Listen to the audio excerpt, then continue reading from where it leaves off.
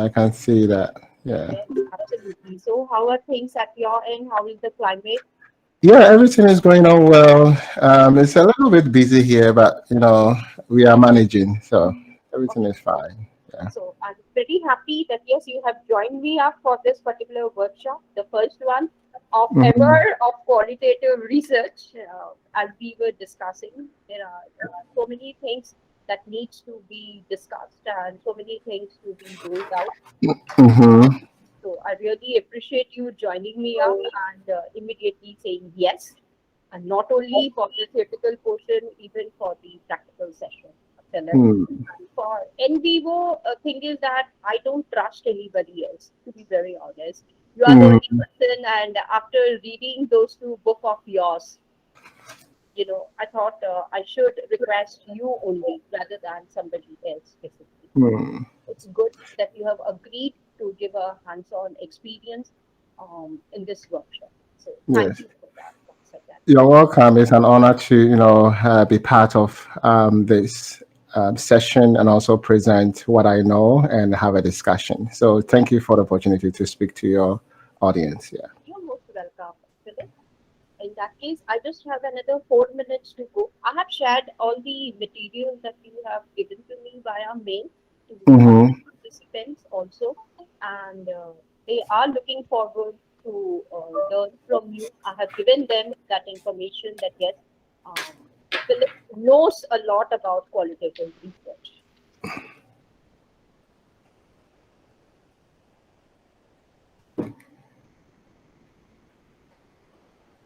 So 4 minutes to go, and then we will start off on time. And I'm recording also, Philip. I hope you would allow me Mm-hmm. That's okay. Yeah. for the session, and I'll be sharing this one also with you. Oh, okay. Great. So, do you want me to go ahead and start, or we should wait for about 3 or 4 minutes for Oh, yes, everybody to? absolutely. You can. And in the meantime, I will just go ahead and sharp at 3 minutes. I will introduce you to the entire gathering also, the participants Mm-hmm. who are there, and then we can proceed further. Yes. Okay, perfect. Thank you. You're welcome. Yes.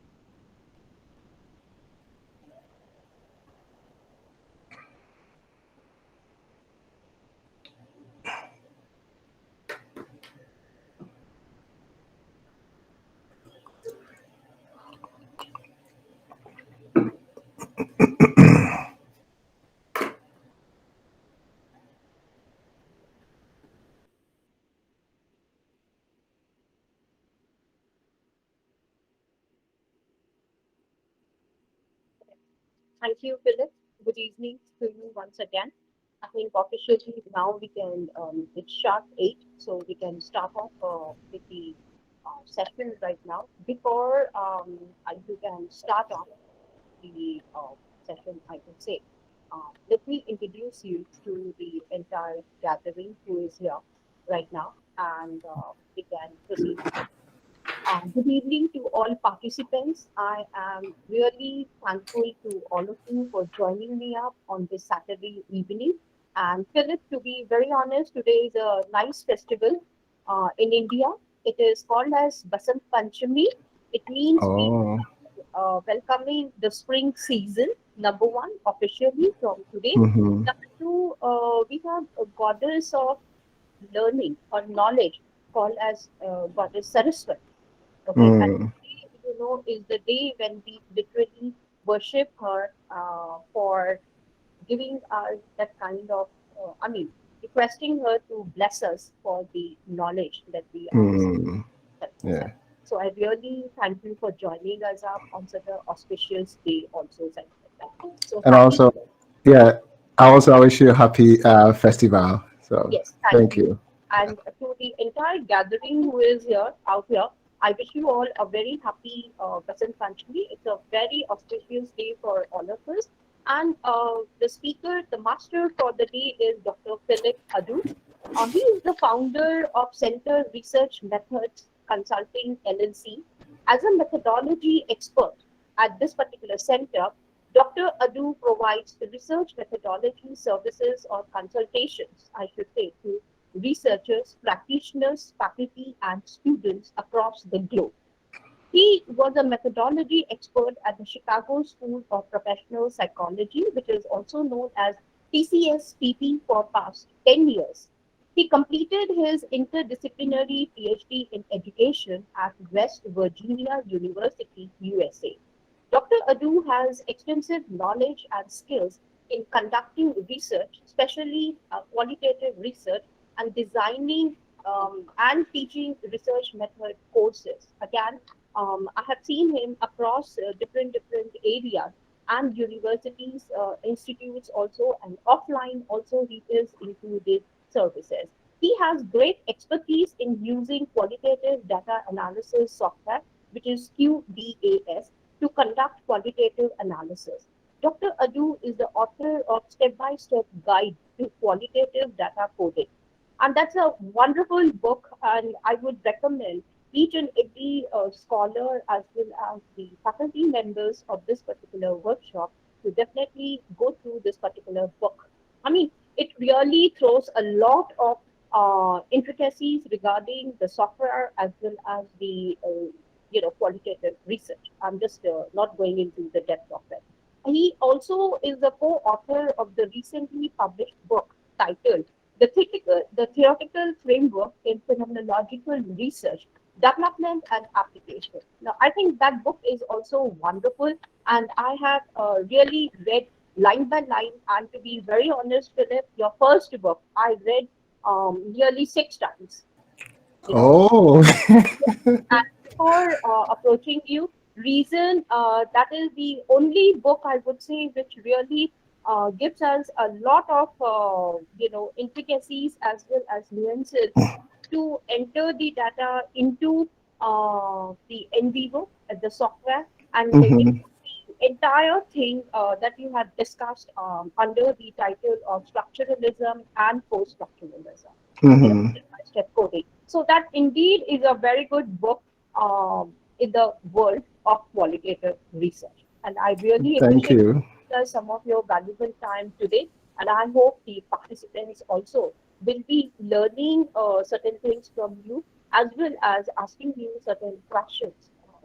Maybe Mm-hmm. after an hour or so, we can stop the session for some time and we will pick up the questions, solve them, and then proceed further. Okay, Adu? Oh, okay. With this, I think I'm going to give the platform to you right now and we can start. Thank you, Okay. Philip. I really appreciate it. You are so welcome, and thank you, Romani, for inviting me and also for this wonderful introduction. I'm happy to share my knowledge concerning qualitative research to everybody. And also I'll be happy to, have a discussion and receive questions and then address any question that you have. So this session is going to be into, we are going to have two sessions. So the first one is to introduce you to qualitative research. And the second one will be also giving you an overview about in vivo. So let me first show you the first presentation. I hope you already have all the documents that I sent to Ramani. Yes. So Philip, I have rotated all the material that you have shared with me. I have been able to give it away to each and every participant of this workshop. Okay, great. So thank you. So let's see. Can you all see my screen? Yes, sir, it is visible. Yes. So okay. Let me see how I'm gonna control it. I'm sharing, but I cannot. Let me go back again. Let me stop sharing and share again. It looks like okay. Share. Allow. Okay.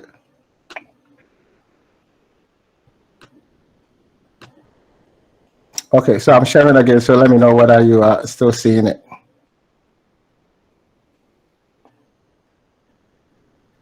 Okay, so are you all seeing it? Yes, sir. Yes, Okay, sir. okay, perfect. Okay. Oh, this one is in vivo. This is the second presentation, so let me move to the first one. Let me go back again. Normally, I don't use this platform. I use Zoom, so bear with me. So let me show the one that I'm going to, the first one. Okay, this Go one. to share the screen, which is there just in front of those three dots, the horizontal dots you have got. You can click. Yes, that's right. Yes, okay, perfect.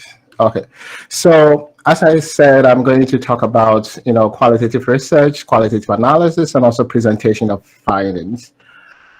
So this, let me go here. Okay, so I think you already know where I work. So I'm a methodology expert at the Center for Research Method Consulting. And what I do is I provide one-on-one methodology consultation to clients and also present webinars like what I'm doing right now.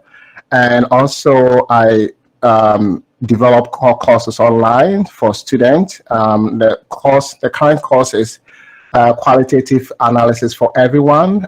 If you want more information, you can, contact me and I'll be able to provide you all the information about the course, and then you can also take so that you'll be able to analyze your qualitative data.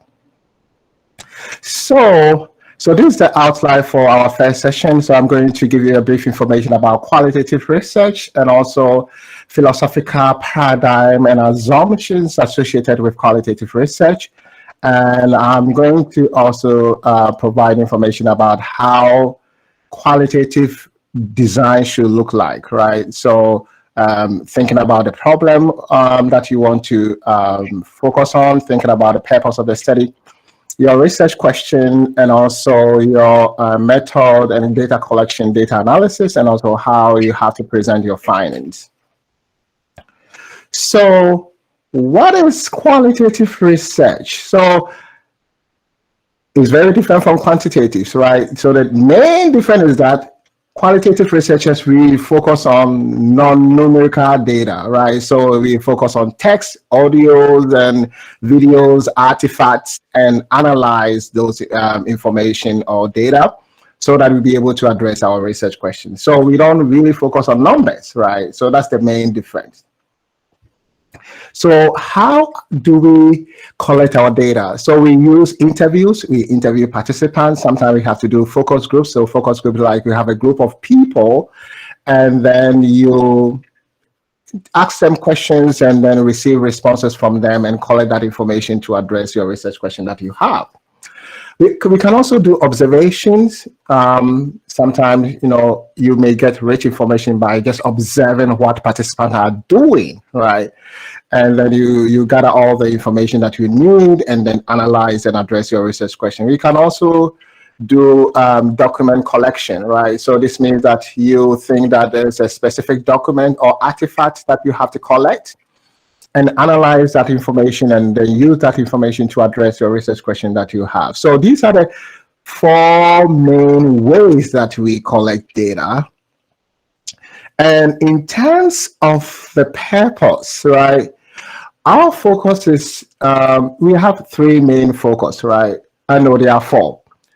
We focus on describing something, right?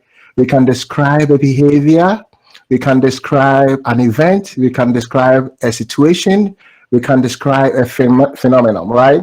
Sometimes you want to explore something because you don't have limited information about the phenomenon or a behavior, right? So we can explore, we can explain something that is really happening and then people don't understand. So your role is to collect data to help people to understand, and you are using the data to explain something, a phenomenon to people, right? You can also examine, right? Explore. The examination is more of, you can explore at the same time, explain, trying to evaluate something, analyze qualitatively to be able to address your research question that you have. So when we think about descriptive, we think about use a word like what is going on, right? What is their background? Where, right? Location, right? Who are doing what, right? So when you want to focus on describing, these are the kind of questions that you have to think about: what, where, who. If you want to explore, you think about how, right? How does a person experience a specific phenomenon, right? If you want to find out the reason behind something, you ask why, right? Trying to explain, or maybe develop a theory to explain a process or a phenomenon. If you want to examine, you focus on all the 1, 2, 3, 4, 5 words, right? What, where, who, how, why. Normally, you use examination when, let's say, you are in a specific profession and you have identified a specific problem, but you don't understand the problem, right? So you want to ask all these questions. What is the problem? Where is the problem? Who is affected by the problem? What is really going on? Why this problem exists? So you ask all these questions for you to get rich information to help you to understand the problem that you have identified. So in terms of the purpose, again, we want to describe, highlight, identify, or recognize. Sometimes we want to explore, we want to evaluate, we want to compare cases, we want to examine, we want to explain, we want to conceptualize. So these are kinds of like the words that you use when you are describing what you want to do in a study. So you can say the purpose of this study is to highlight the problem existing in this organization, right? The purpose of this study is to maybe explore the experience of anxiety among this group of people. The purpose of this study is to explain how people make sense of this experience, right? So you use, most of the time when you're doing a qualitative study, these are kind of the keywords people or researchers use to describe what they want to do in a study. So what do we focus on? We study a phenomenon, we study an experience, we study an event, we study a behavior, we study a situation, we study a case, right? So you ask yourself, what are you studying? Is it a phenomenon? Is it an event? Is it a behavior or a case? So now that you have gotten a brief information about what qualitative research is all about, we have to think about the philosophical assumptions and paradigms, right? So think about philosophical paradigm as beliefs and practices done or used by a certain group of researchers, right? So if you want to be part of a certain group of researchers, there's a certain way that you have to think about how knowledge is generated, how you think about how reality, or how do we study reality, right? How do we relate to what you are studying, right? So think about philosophical paradigm as just a belief or practices that are done or held by a particular group of people trying to understand the world, right? And then philosophical assumptions are things that should exist for your study to be valid, for your study to be credible, right? So when you're doing qualitative study, there are something that you have to assume, right? For people to trust your findings, for people to believe your findings. And that's what I'm going to talk about today. You may be familiar with positivism. And so positivism mostly are used for people who always focus on quantitative study, right? So they believe that when it comes to truth, they believe that there is a single truth and they can be able to assess that truth. There's a single truth out there and there's a specific method for you to assess that truth, right? And also they believe that there's a separation between the researcher and what you are researching. So this means that when you're doing a quantitative study, you have to make sure that you are separated from what you are studying, so that you are there's not going to be any kind of bias, right? Your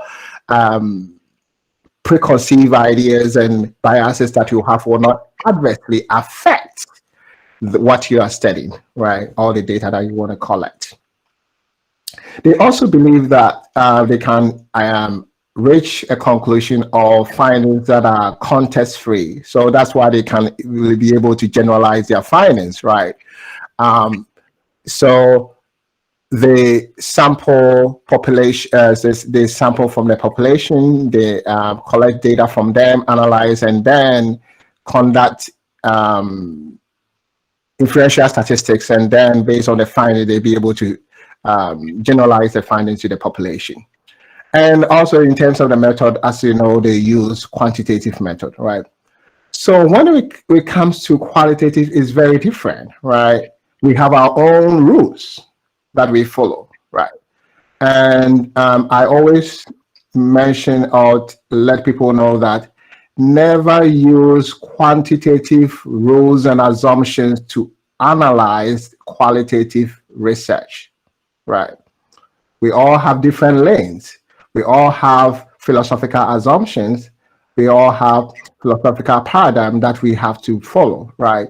So you cannot use your philosophical paradigm to assess the quality of another people's product.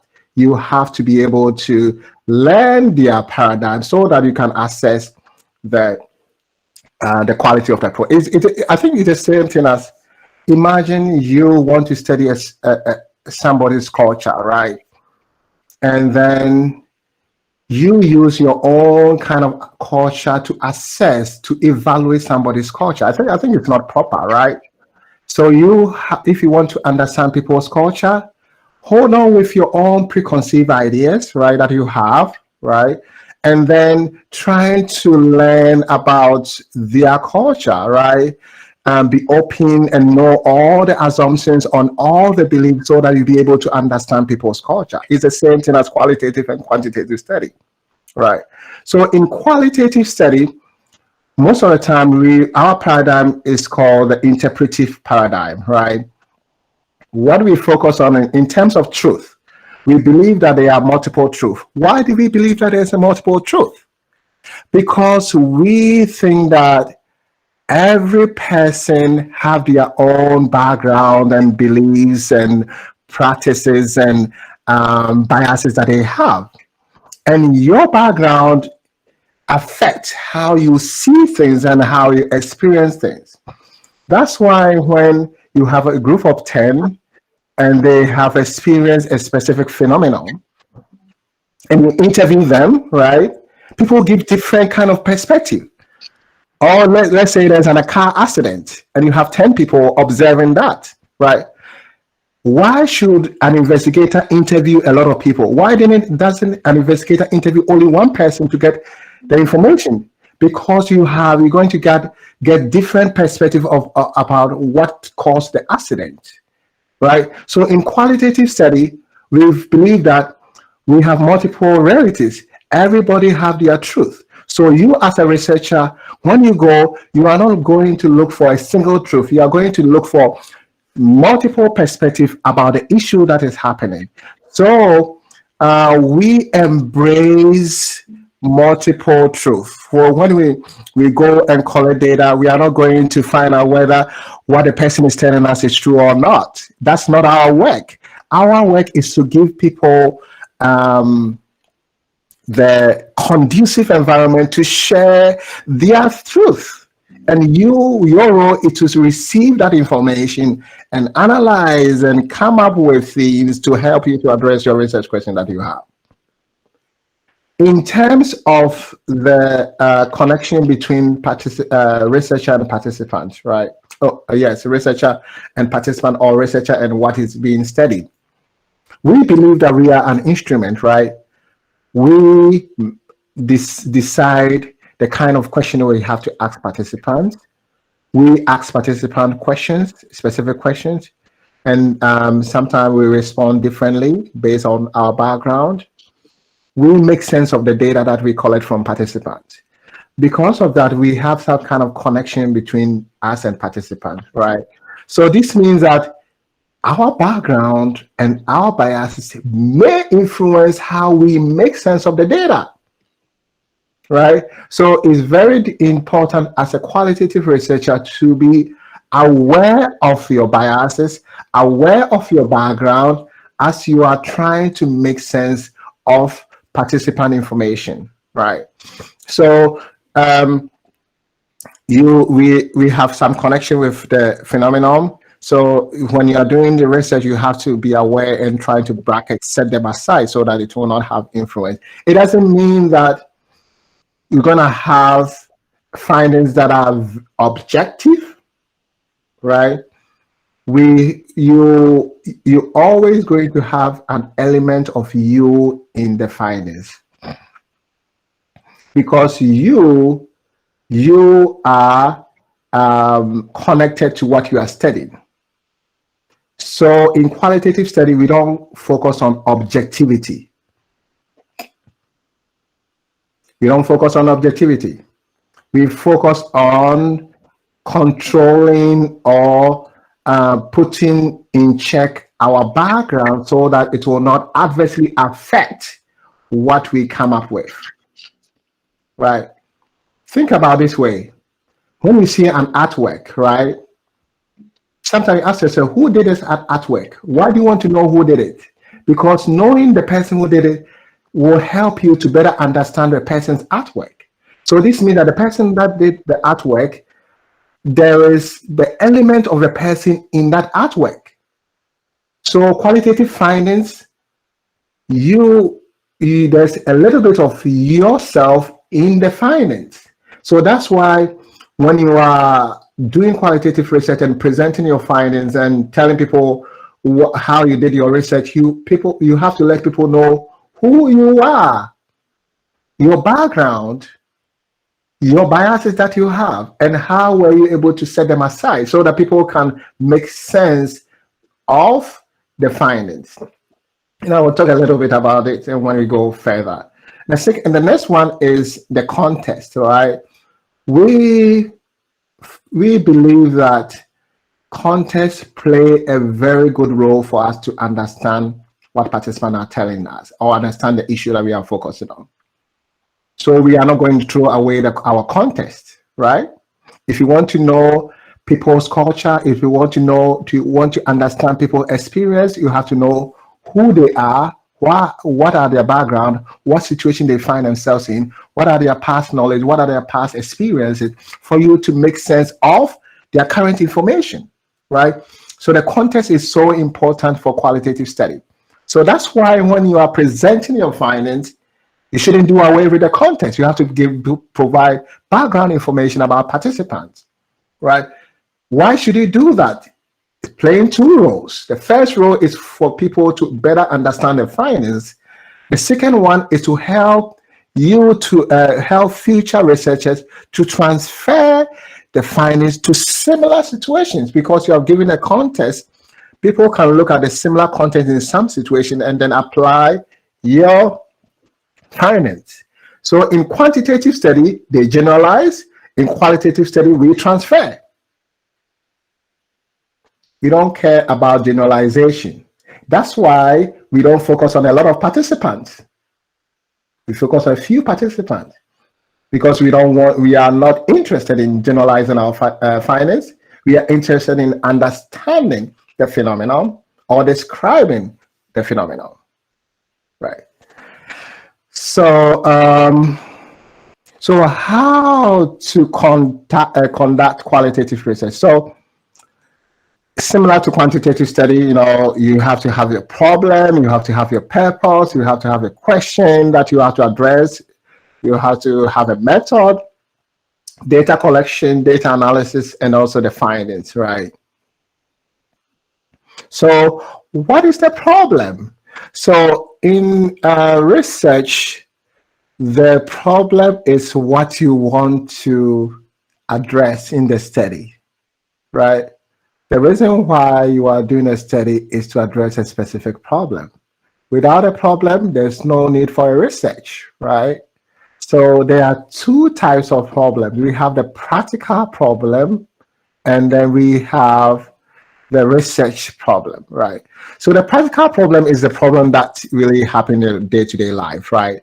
So sometimes when you are about to do research, what prompts you to do research is maybe you have experienced something, you have seen something happen in your environment, right? So one example is, let's say you are into, maybe you are a pharmacist, right? And you have seen that there have been a misuse of prescription drugs, right? Leading to drug addiction, drug overdose, and the health issues, right? So that's a practical problem, the problem that you see is happening, right? Then you think about, okay, now I know the practical problem. What is the research problem? Let me look into studies that has been done concerning this issue and see whether there is this problem has already been addressed, or there's an issue about the problem that I can also focus on, right? So you look into studies, right? And then you, so the research problem is an issue detected in the literature. So you can see it as like a gap in the literature, right?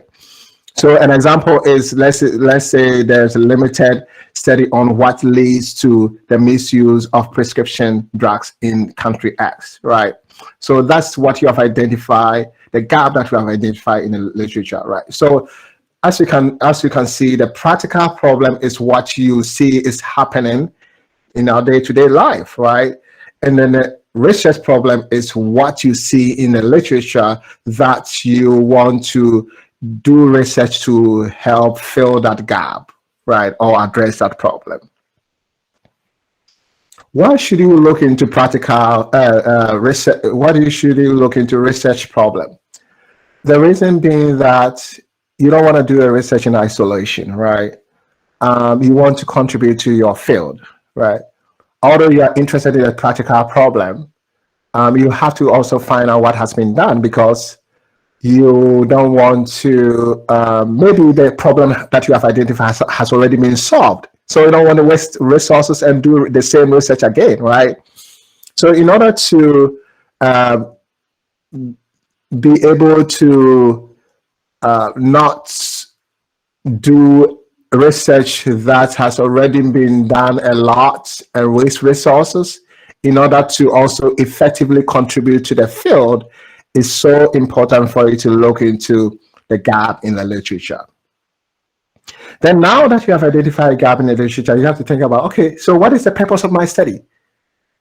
So the purpose of a study is all about what you intend to do in a study, right?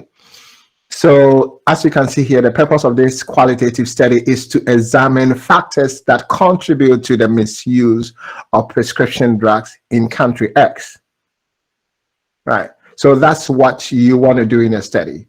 So, so as you can see here, you know, when I was describing what qualitative study is all about, I talk about some words that you can use. So you can see examine, right? And you are examining specific factors, right? And then you want to be able to get rich information so that at the end of the day, you can meet this purpose. So when we finish talking about the purpose, talk about the research question. So what is the research question? It's just a question that you need to address in the study. So you can see that there's always consistency between the practical problem, the research problem, the purpose of the study, the research question that you have, right? There should be consistency, right? And then, so as you can see here, the question that you can address here is, what are the factors that contribute to the misuse of prescription drugs in country X? Right. So after you have, described or stated your research question, you have to think about, okay, what method should I use? Right. And there are different kinds of methods. They are traditional qualitative research methods, right? These are the methods that are frequently used by qualitative researchers, right? So we have the narrative approach. Think about the word narrative, right? So it's all about storytelling. You are asking participants to tell you their stories, right? So that's all about that approach. Phenomenological approach. When this one, the word that have to come into your mind is experience. Participants have experienced something, and then you want them to share that experience with you, right? Granted theory. Think about it. It's a theory. You want to develop a theory to explain something. Case study. There's a well-defined issue or a case that you want to either understand the case or let people know about a case. Or sometimes you want to compare the case, right? Cases. Ethnography. Ethnographic approach. Think about it like an environment, right? You go to participant natural environment and observe and participate in what you are doing, and then collect information that you need for you to help you to address your research question that you have. So these are the 5 main traditional research methods, qualitative research methods that we have. So let me go into detail. So narrative. So as I said, you are collecting participant stories, right? And you're trying to examine each of the stories, and then you come up with a story that reflects all the story that you have gotten. So it's like you are collecting stories, and then this at the end of the day, you have a story that's like have elements of all the stories that you have gathered. Right. Phenomenological approach. You focus on the experience of participants. Sometimes people make mistakes by saying that, oh, I'm focusing on this phenomenon, so I'm using phenomenological approach. Let me give you an example. We don't use phenomenological approach when you are studying burnout. Burnout can be seen as a phenomenon. You use phenomenological approach when you want to focus on the experience of burnout, participant experience of burnout, right? Let's say we are doing a study on exercising. If you want to use phenomenological approach, you are focusing on participant experience of exercising. So you are not studying exercising by itself, but you are focusing on participant experience of exercising, right? So when you're talking about phenomenological approach, you always have to think about experience, not the phenomenon, the experience, right? So you got a participant experience, you analyze, and then use the themes that you have to address the research question that you have. Guided theory is most of the time you want to collect data to develop a theory or a model to explain a phenomenon, a process, behavior, or a situation, right? Most of the time, your research questions start with how. How does a person experience maybe burnout, right? So that kind of thing you can use grounded theory. Case study is when you have well-defined case based on time. Maybe there's an incident that happened in a particular time that you want to study, right? You can use, say, case study, or something happened in a specific location, or something happened to a specific group of people. You can think about using case study approach. What your focus is to describe the case or to explain the case and sometimes to compare cases, right? And the unique aspect of case study, this approach is that you are collecting data from multiple sources, right? So this means that you are not going to only maybe interview participants. You have to think about maybe collecting documents or doing focus groups or doing observations. So the next one is ethnographic approach. So what we are doing is you want to maybe study a behavior, phenomenon, or an event, and you want to go to participant natural environment, do a little observation. Sometimes you have to participate in what they are doing, and then how you can also interview some participant, collect artifacts, take notes for you to get rich information from participants to address your research question that you have. So besides the traditional method that I've talked about, there are some non-traditional methods that you have to be aware of, right? Sometimes some of the studies doesn't fit the traditional way, the method, so you have to think about, okay, is there any other method that I can use that is also a qualitative approach, right? So there are many types. Sometimes they come up with this traditional method, a non-traditional one. Sometimes you want to emphasize on how you collect your data. One example is like, I've seen a study where they said their approach is open-ended survey approach. Open-ended survey approach.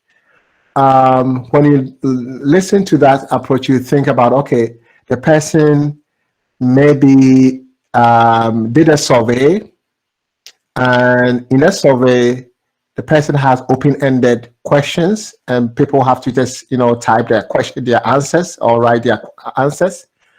And then the person collected all this information and analyzed qualitatively, and use it to address the research question, right? So just stating the method, I can get an idea about what a person did. That's why sometimes people use the non-traditional way, right? Because sometimes when I say that I use phenomenological approach, you might not know how I collected my data, right? You might guess that maybe I did interviews, right?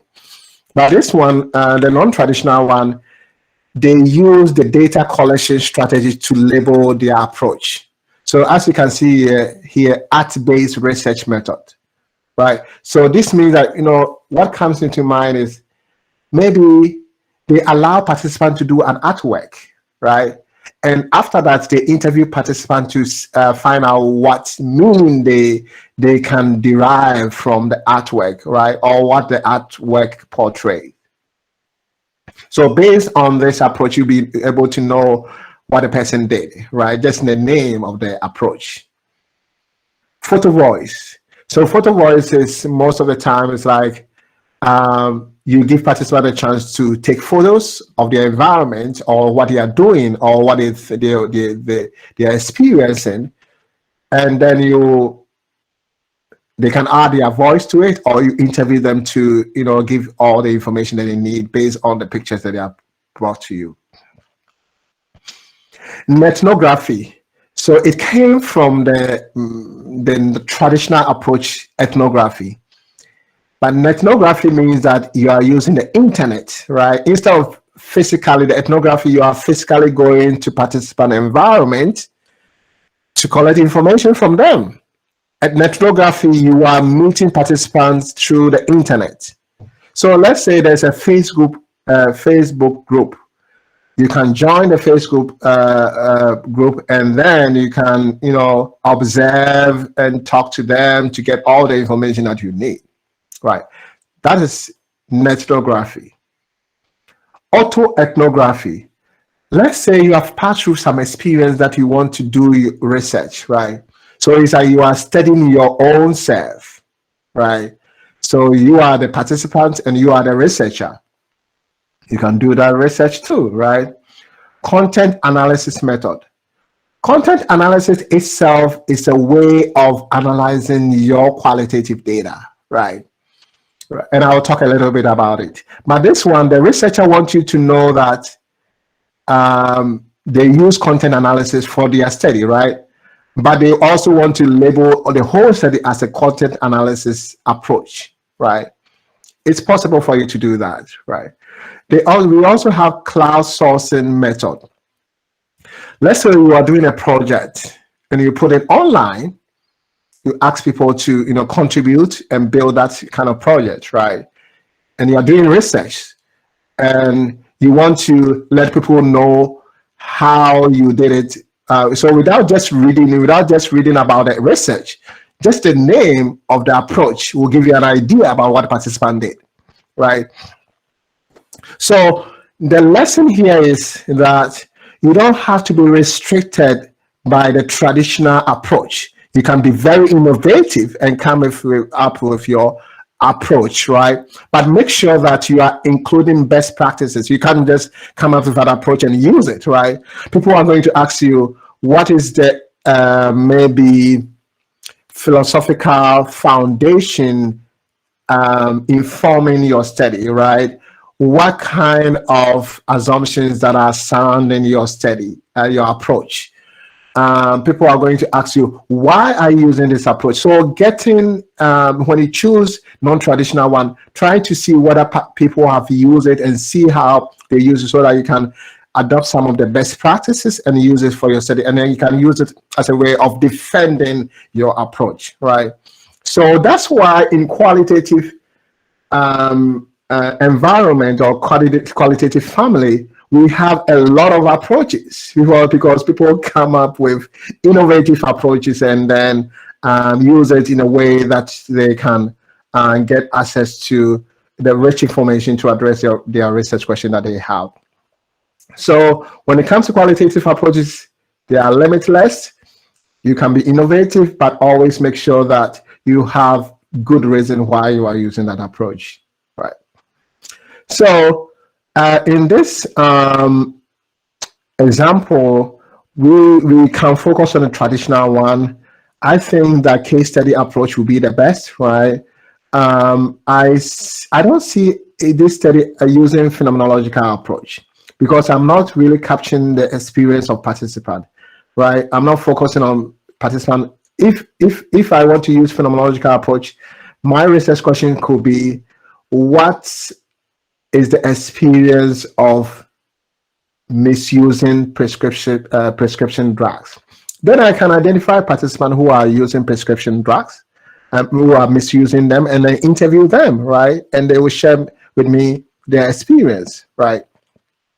But this one, I think that I'm focusing on a specific issue that is happening, a specific problem that is happening in a specific country or a specific location, right? So I can see it as a case. And then I can collect data from multiple sources, right? I can focus on interviewing people who are misusing the prescription drug. I can also focus on people who are selling.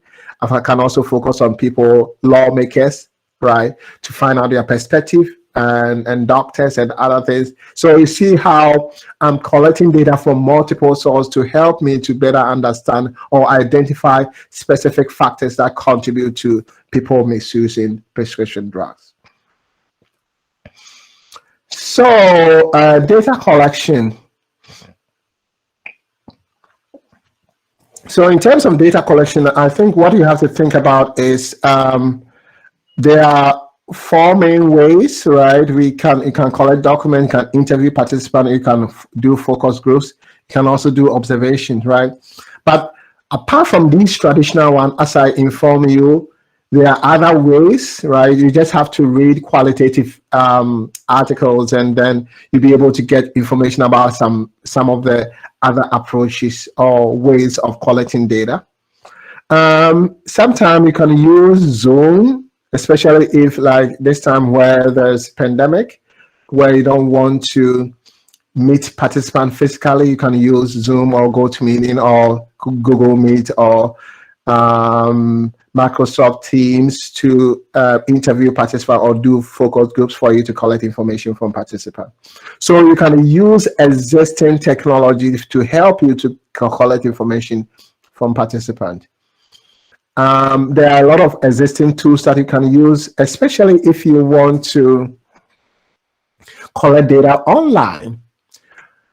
So because of technology, we are producing a lot of information online, right? Facebook is collecting information, a lot of information from us, Twitter, LinkedIn, all the social media platforms, they are collecting so much information from us every day, right? So sometimes you don't have to interview participants. Based on your topic, you'll be able to get rich information from maybe Twitter, right? And there are resources or there are software that you can use to retrieve information from social media for you to use to analyze and then use it to address your research questions. So these links, you can go there and learn more about the tools that you can use to collect information from information online to be able to use it to address your research question that you have. So in terms of sampling strategy, most of the time we use purposive sampling, convenience sampling, and snowball sampling, right? Purposive sampling is more of you want to sample participants that meet a specific criteria that you have set, right? So maybe in terms of age, you want to focus on the specific age group, in terms of profession, in terms of location. So you are purposely looking for participants who qualify to be part of your study. Convenience sampling is more of like, who are available now for me to get so that I can get information from them, right? So let's say you want to examine maybe your teaching style, right, and how it impacts student learning, right? So you can focus on your students, right? So they are available, and find out who want to be part of your study and then collect information from them. Snowball sampling is where you find difficulty of assessing participants. So when you identify a participant, you interview them and also find out from them, do they know any person who qualified to be part of the study? So based on that, you'll be able to get more participants for your study. So in this kind, when you are describing your data collection, you have to think about who do you want to collect data from? What kind of data do you want to collect? How do you want to sample participants? What kind of data collection strategy that you have to use? Thinking about all these will help you to decide the ways of collecting rich information from participants to help you to address your research question that you have. So let's assume that you have collected all your data that you want, right? You have to think about, how can I analyze my data? So in terms of data analysis, just think about data analysis as like summarizing your data, right? What you are doing is you want to summarize your data, but you have to do it in a systematic manner. Why do you have to summarize your data? Because you have collected a lot of information. You cannot present all this information to your audience, right? So you have to extract information that are significant, right? With the research question in mind. So a research question will help you to take relevant information from the data, bring them together, develop themes, and use the themes to address your research question that you have. There are three types of qualitative analysis, right? There are three main types, right? We have the content analysis, we have thematic analysis, we have constant comparative analysis. So the content analysis is like you first develop your codes or your themes, right? Maybe based on your conceptual framework that you have or theoretical framework, or based on what you've seen in the literature, right? You have already have your themes. And then you go into your data and extract information, significant information from the data, and connect the themes that you already have to that significant information, right? So that's all about content analysis, right? You already have idea of what you are looking for, right? So it's like you are fishing, right? And then you are focusing on the type of a specific type of fish, right, that you're looking for. So if you get any type that is not what you are looking for, you just you release the fish to go. You only focus on what you are looking for. So it's the same here, that they have a specific themes or code that they have created. We call it coding frame. And then you look at your data, and then you extract information and then connect the code or the theme that you have to that data that you have, or the information that you have extracted. So it's very different from thematic analysis. Thematic analysis is allowing the data to tell you what is important, right? So based on your research question, you extract significant information, and then you develop themes based on what you see in the data, right? Which is very different from content analysis. And then constant comparison and comparative analysis is the combination of content analysis and thematic analysis. Because what is happening is you go through your data, you identify significant information and extract that information, and then you generate themes from that information, right, that you have extracted. Then you have to find out the connection between the themes, and then you compare what you have now with the data, making sure that the data is informing the findings that you are coming up with. Most of the time you do that when you are doing granite theory, because you want to develop a theory, right? So when you extract data, you develop themes, you find out the connection between the themes that you have, and then you come up with a proposed theory. Then you have to compare the theory that you have proposed to the data or a new kind of data to make sure that the theory reflects what you have gotten, right?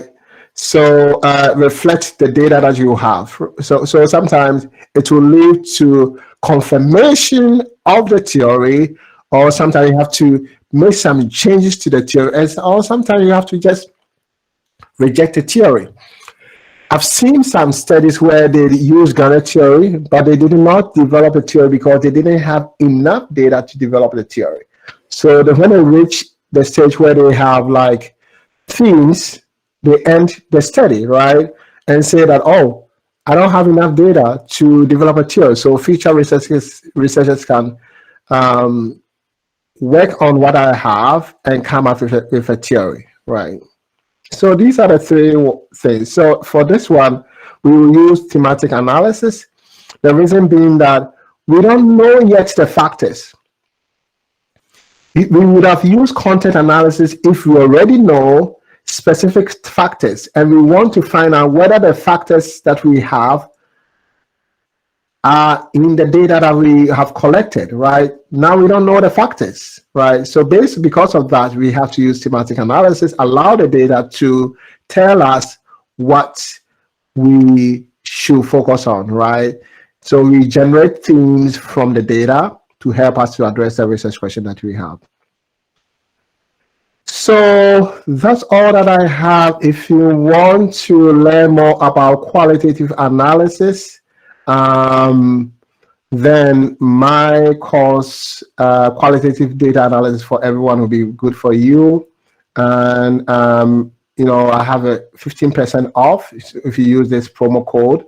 So you can click on a link and then go there. And if you can, if you want more detailed examples and then be able to learn, get a basic understanding of how to analyze your data, qualitative data, this course is very good for you. And after that, you're going to also get a certificate for taking this course.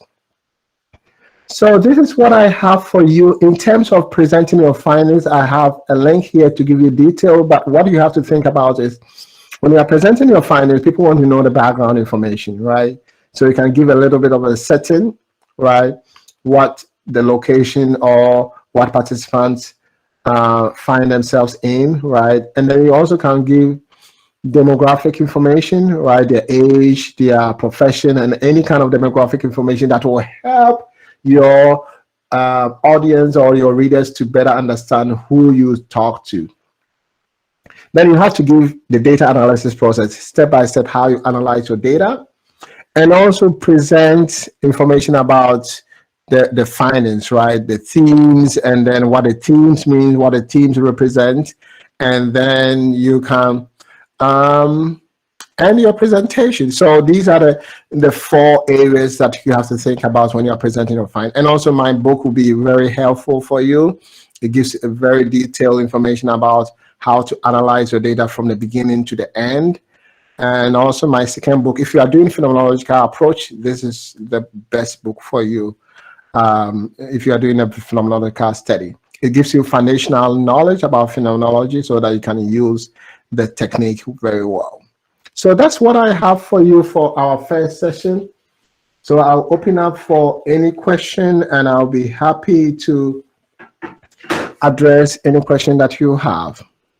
Right. Thank you, Philip, for such a wonderful introduction. I would say participants are really lucky to understand from you know, the way you have presented certain concepts as well as things that are points, especially that I was looking for. Now I think they are able to understand as to you know, how one should approach towards the qualitative research also. Now, without wasting time, I would like to go ahead with the questions that have been raised out by some of our participants.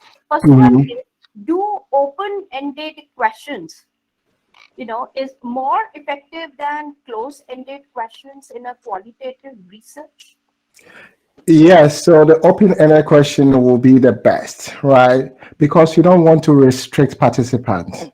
And you also don't want to give participants. So let me tell you the reason why doing using close-ended questions will be a poor way of collecting data from participants, right? When you ask participants, do you feel anxious, right? The person might say no or yes, right? And some people will not cannot continue. They will not be able to continue to give you more detailed information about why they feel anxious, how, whether they even understand anxiety, right? So it's always important for you to make it open-ended so that people can express themselves, give you all the information that they need, right? So, and also, open-ended is mostly used when you are doing a quantitative study. So we recommend that you shouldn't use open-ended. If you want to use it few times, but most of your questions should be close-ended. Okay. Open-ended also calls you to, we call it a leading question, right? Imagine that you have met a person and then you are interviewing the person and say that, are you a criminal? most of the people will say, no, I'm not a criminal, right? Well, because, it's like we want to give a socially accepted response, right? Or a question like, do you have mental health problem? Because of stigma, people are going to say that, oh, I don't have any depression. I don't have any mental health problem. So always don't try to ask them close-ended question, because you are leading them to answer a way that is socially accepted. You are not giving them opportunity to express themselves. You are going to get few information. You are not going to get rich information for participants. So that's why I recommend you to have open-ended questions. Thank you, Philip. Second question is, does qualitative research fall in the ambit of formative or reflective study? That's the second question. Can you repeat the last part? You said the quantitative research form under what? In the ambit of formative or reflective study. I think it's more of, if I may understand, maybe I'm not getting the terms that you are using, because maybe I have different understanding. So qualitative is more of inductive kind of way, because you are collecting data to generate themes and maybe generate a theory, and then quantitative researchers can test the theory or develop a hypothesis from the theory, right? And then test the theory by using deductive process, right? In terms of reflective, if I may understand, are you saying that whether people think about their study or think about themselves and their biases that they have and set them aside? I'm not clear about the terms. If the person can explain further, that would be great, so that I understand the term that he or she is using, so that I'll be able to address the question well for him or her. The third question is, how do you compare open source software such as R, Python, and use of AI and machine learning or deep learning algorithms to analyze qualitative data compared to the qualitative softwares like NVivo, MaxQDA, Atlas TI, etc.? Yes, so this is what is happening. I just want to give you a brief kind of information about using technology in analyzing data, right? It will take a little bit of time for qualitative researchers to accept using machine learning to analyze qualitative data. And I think we will get there, because now, as I told you, that social media, we are producing a lot of data, and where we cannot humanly analyze those data, we need software, we need machine learning to help us to analyze. But it will take a little time. The reason being that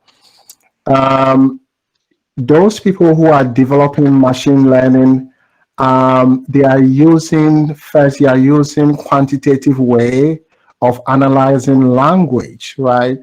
And in qualitative study, we don't use quantitative way to analyze language. We use a qualitative way. So there's some kind of different way we look at it. So it's difficult for us to accept that machine learning thing, because as you said, as it's simply what the machine learning and machine is doing is that you give the machine an input, right?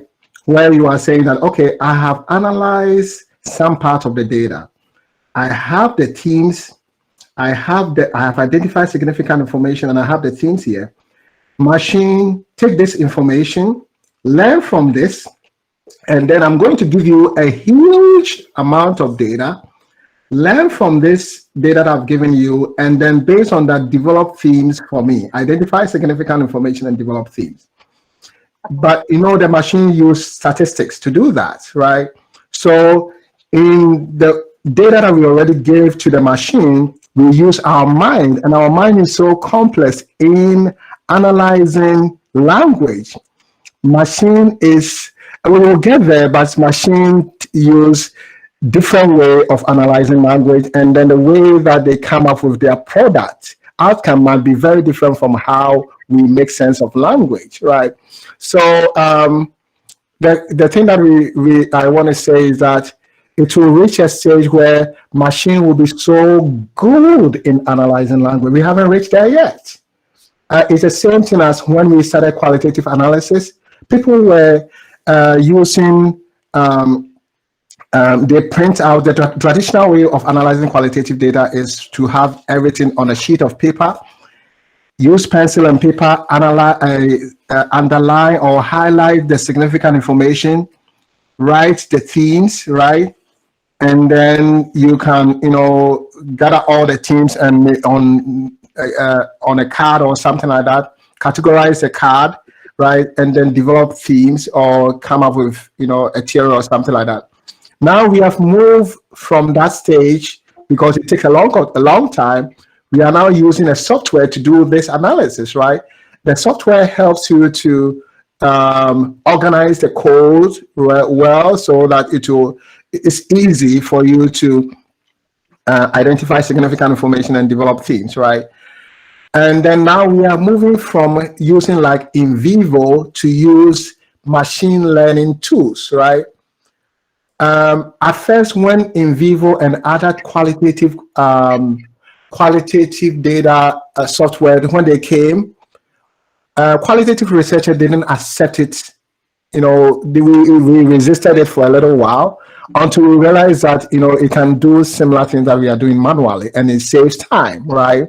So I think the same process maybe in 10 years time where machine learning can maybe 99% interpret people's language, right? We will reach a stage where we will be able to, machine learning could be able to be accepted as a way of using it to analyze data. But we haven't reached there yet. It will take a little time for it to go there. Thank you, Philip. Next You're question. welcome. Yes. The next question is, where do research into paranormal activities or past life regression fall? Can you repeat the question again? I did not. The question is, where do qualitative research fall when we are considering paranormal activities or past life regression cases? Let me put it this way so that we make sure that I understand the question. So are we asking whether qualitative research can be used in alternative medicine, you can say, cases and all those things. Yeah, you can use. Yes, you can use qualitative research for that kind of research. So I think you can use qualitative research to do any kind of research, but the most important thing, you just have to make sure that that what you are studying is about a phenomenon, a situation, and you want to either maybe describe the situation or phenomenon or event. Maybe you want to understand, or you want to evaluate, or you want to examine. So if that's your purpose, then you can use qualitative research. It doesn't matter the area that you want to focus on. Okay. The next question is, Philip, can fuzzy set comparative methods be used to analyze the qualitative research data, especially when the answers are neutral? When the answers are neutral, what do you mean by the answers are neutral? Are you talking about when the answers, in qualitative study, we don't assess whether the answers are neutral or not, because we don't judge the answers, right? What we do is the answers rich enough to help us to address the research question that you have, right?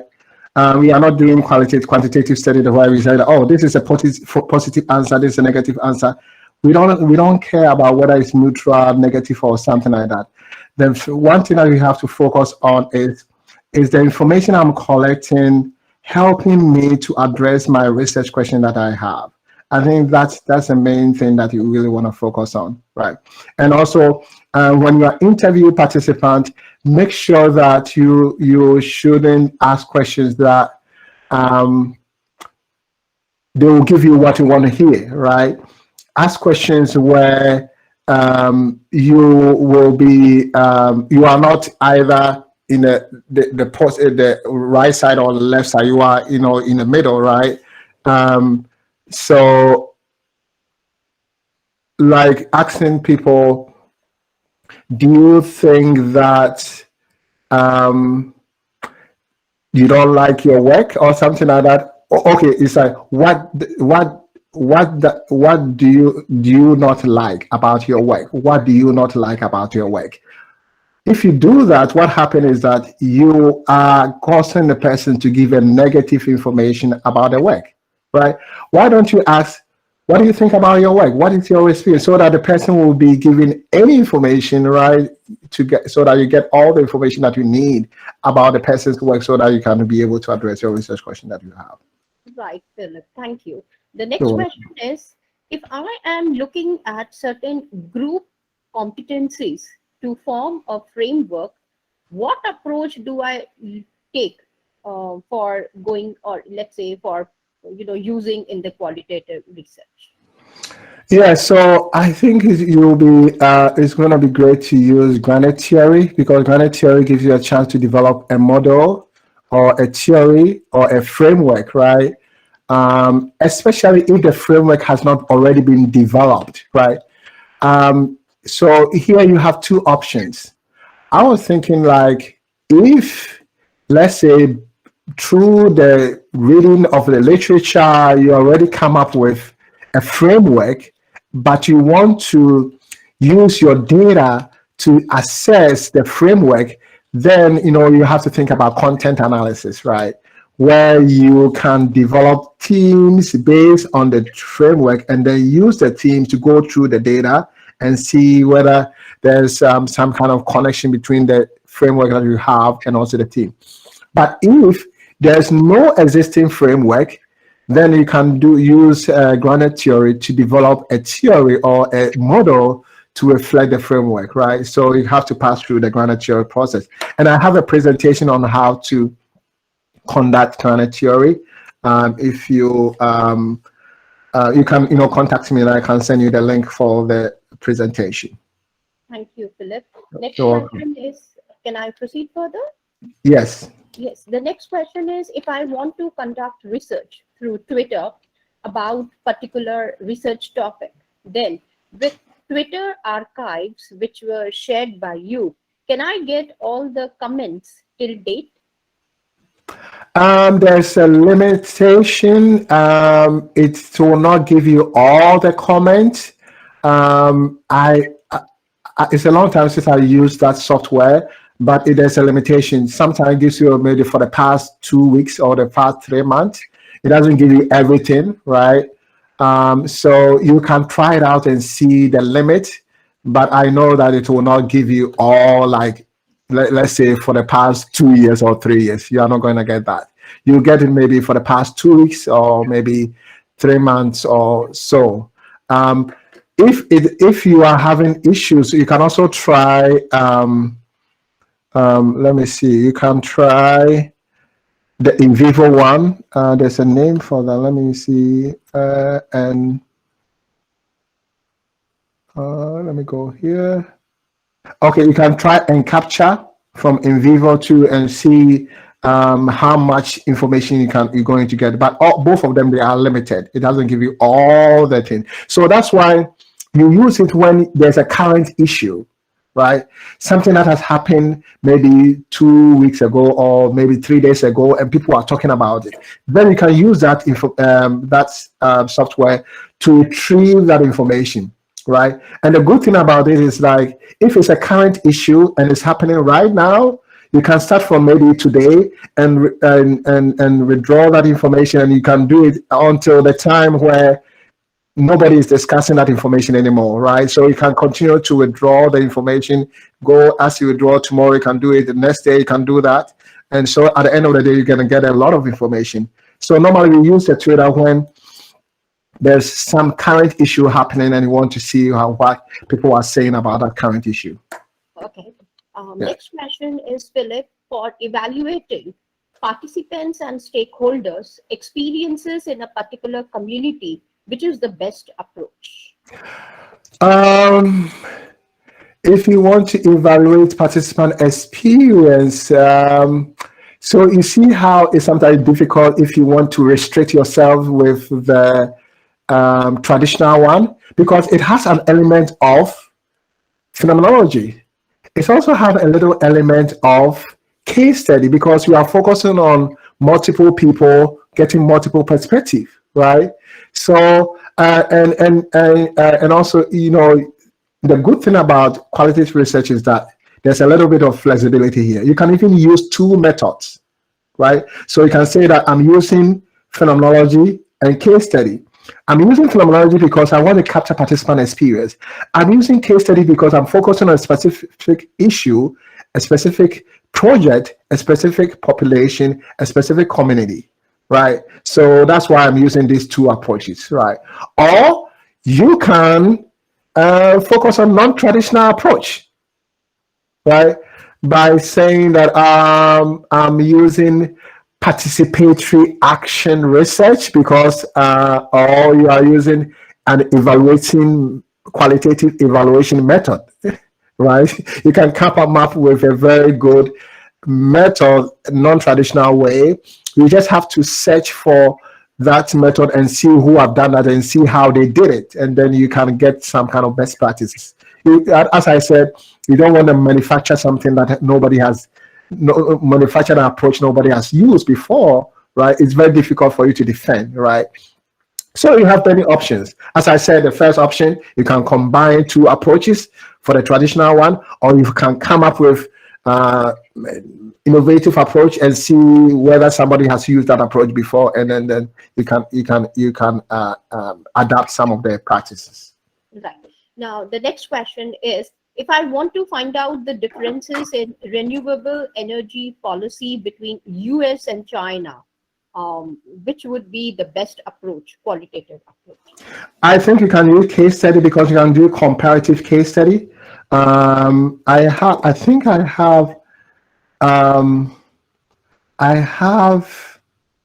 an article online that will be helpful for you. If you can search for, I think you can go to Google and search, I think it's like case study research. If you type case study research novice, right? Novice, NOVICE. The article will come up. It's a free article that you can. It talks about different kinds of case study, so that you'll be able to get access to that information, right? So comparative case study will be the best. So this means that you see US one as a case, China as a case, and trying to see, okay, collect all the information that you need and then compare and contrast. Now, the next question is, what is the precise pattern of approaching towards all possible sources of extracting data in case of case study method? So you always have to ask yourself, for this research question, who should I collect? What kind of data should I collect? And who should I collect the data from? And where should I collect the data from? If you have answers to this, it will help you to think about the best way to collect data. The fact that you have to collect multiple data doesn't mean that you have to collect every data that you see. You are wasting your time and you are wasting a lot of resources.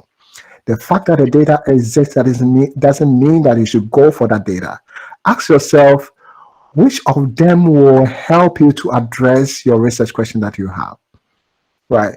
So do I have to interview participants to get rich information to address my research question? What about doing focus groups? Do I have to collect documents? How am I going to have access to that document? Is the document very important to help me to address the research question? Right? So the fact that you have options to collect multiple data doesn't mean that collect every data that is around, that's available. Some of the data might not be relevant, or it doesn't worth your time, right? Because you are doing research because you don't have enough time to explore everything. That's why you have to explore the ones that are very good for you to address your research question and have focus on. So you don't have to focus on everything. Right. And last question, what are the data sources for embedded case studies in the field of banking under qualitative research? I think it's all about your research question, right? Allow the research question to drive your where you have to get your data from, right? So in the banking sector, let's say you want to find out the burnout among workers in the banking sector. You don't need any document. You need to speak to people who are experiencing burnout, right? You need to have focus groups for the people to discuss the experience of burnout, right? So it all depends on what you want to find out. If, let's say, you want to find out specific strategy that they are using in an organization to help people to increase employees' engagement, maybe you can look into documents, training documents, maybe meetings that they have, some minutes concerning the meeting that they have. We can look into maybe their annual reports, right? In terms of what did they talk about employees engagement and or something like that. So it all depends on what exactly you want to find out, right? The purpose of the study and your research question should drive what kind of data that you want to use. Right. I think Okay. that was the last question that I had. So I think Okay. we can proceed further for the next part of it. Okay. Thank you. So can we have maybe 5 minutes break, and Yes. then we start the second one, right? So that everybody will get ready concerning. If you can open your software if you want, and then we can go ahead. So maybe 5 minutes would be great. Sure. So we will join by 9:27. We will join. Oh, Okay. okay, great. Okay, thank Thank you. you. Yes. Okay.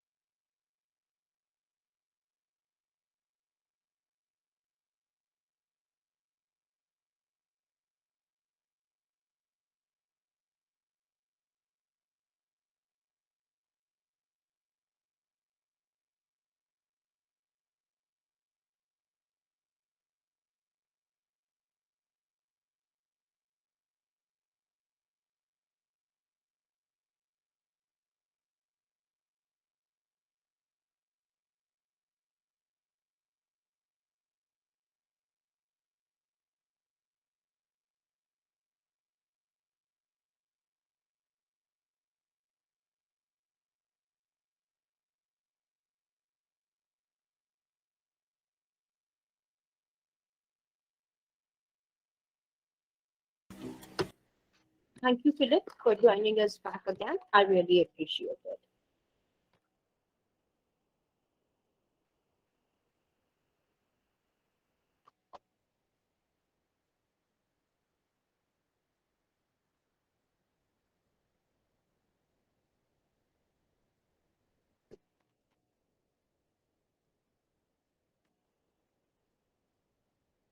Yes, Philip, you can start off now.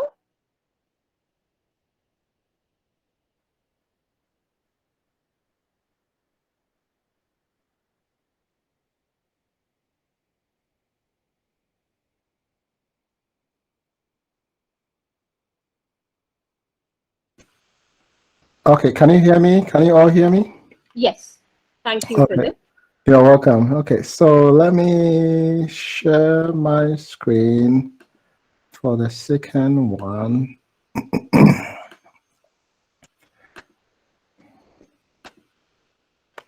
So let me see where. So can you see the in vivo presentation now? Yes, it is Okay, appearing perfect. and I can see that. Thank you. You're welcome. Okay. So I'm going to give you an overview of in vivo. So let me see here. So this is the outline. So I'm going to talk about qualitative analysis and also the types of analysis, and also coding strategies, the type of coding, and also I will end this presentation by showing in vivo on how to use it. So let me see here. So as I said, in qualitative analysis, it's all about you are trying to prepare data, right? And you reduce data, you represent data and summarize data, right? So you prepare data by when you receive that information, you have to make the data ready for the analysis, right? So sometimes you have to remove any identifiable information there so that you will not expose any participant. You protect participant privacy, and also data reduction is all about looking at the data, and then because not everything that the participant has presented to you is important, right? So based on your research question, you take what you want. And then when you take what you want, you have to make sure that the code that you come up with or the themes, the team that you come up with, they are representing the data that you have, right? And then it's all, you have to think about also data summary, because you are gathering all this information from participants and then summarizing that information to your audience, right? So you can see that it's coding, you code. So coding means that you are taking some information and then you give that information a label, right? So when you develop codes, then you reach a stage where you have to sort. Sorting means that you are grouping them, you group the code based on the similarities. Then based on that, you can come up with themes, and then you can think about, okay, is there any connection between the themes that you have, right? Based on the connection, you can develop a theory, right? So you have coding, sorting, connecting, theorizing, right? So these are the 4 things that you have to think about when you think about qualitative analysis. As I said, my book talks about giving you all the steps, and also I provide information about how to use in vivo to analyze the data in the book. So I think I've talked about the kinds of the type of analysis. I talk about the content analysis and thematic analysis, and also the third one, which is constant comparative analysis. But this one, let's limit ourselves to these 2 analysis, right? So the thematic analysis, as you know, is generating codes and themes during coding the data, right? So you only generate themes when you are coding the data, right? For content analysis, you generate themes before you do the coding. So that's the main difference. So what is coding? Coding is just looking for significant information. When you look for the significant information, you look for the door, right? You identify that door, right? So you extract that information, and then you label that information, right? So you give it a tag. So the tag can be a phrase representing the significant information at the same time addressing the research question that you have. So the research question you should be also taken into consideration, because at the end of the day, you have to address the research question. So the label should do two things: representing significant information and addressing the research question that you have. So in my book, I talk about 3 different types of coding strategy, right?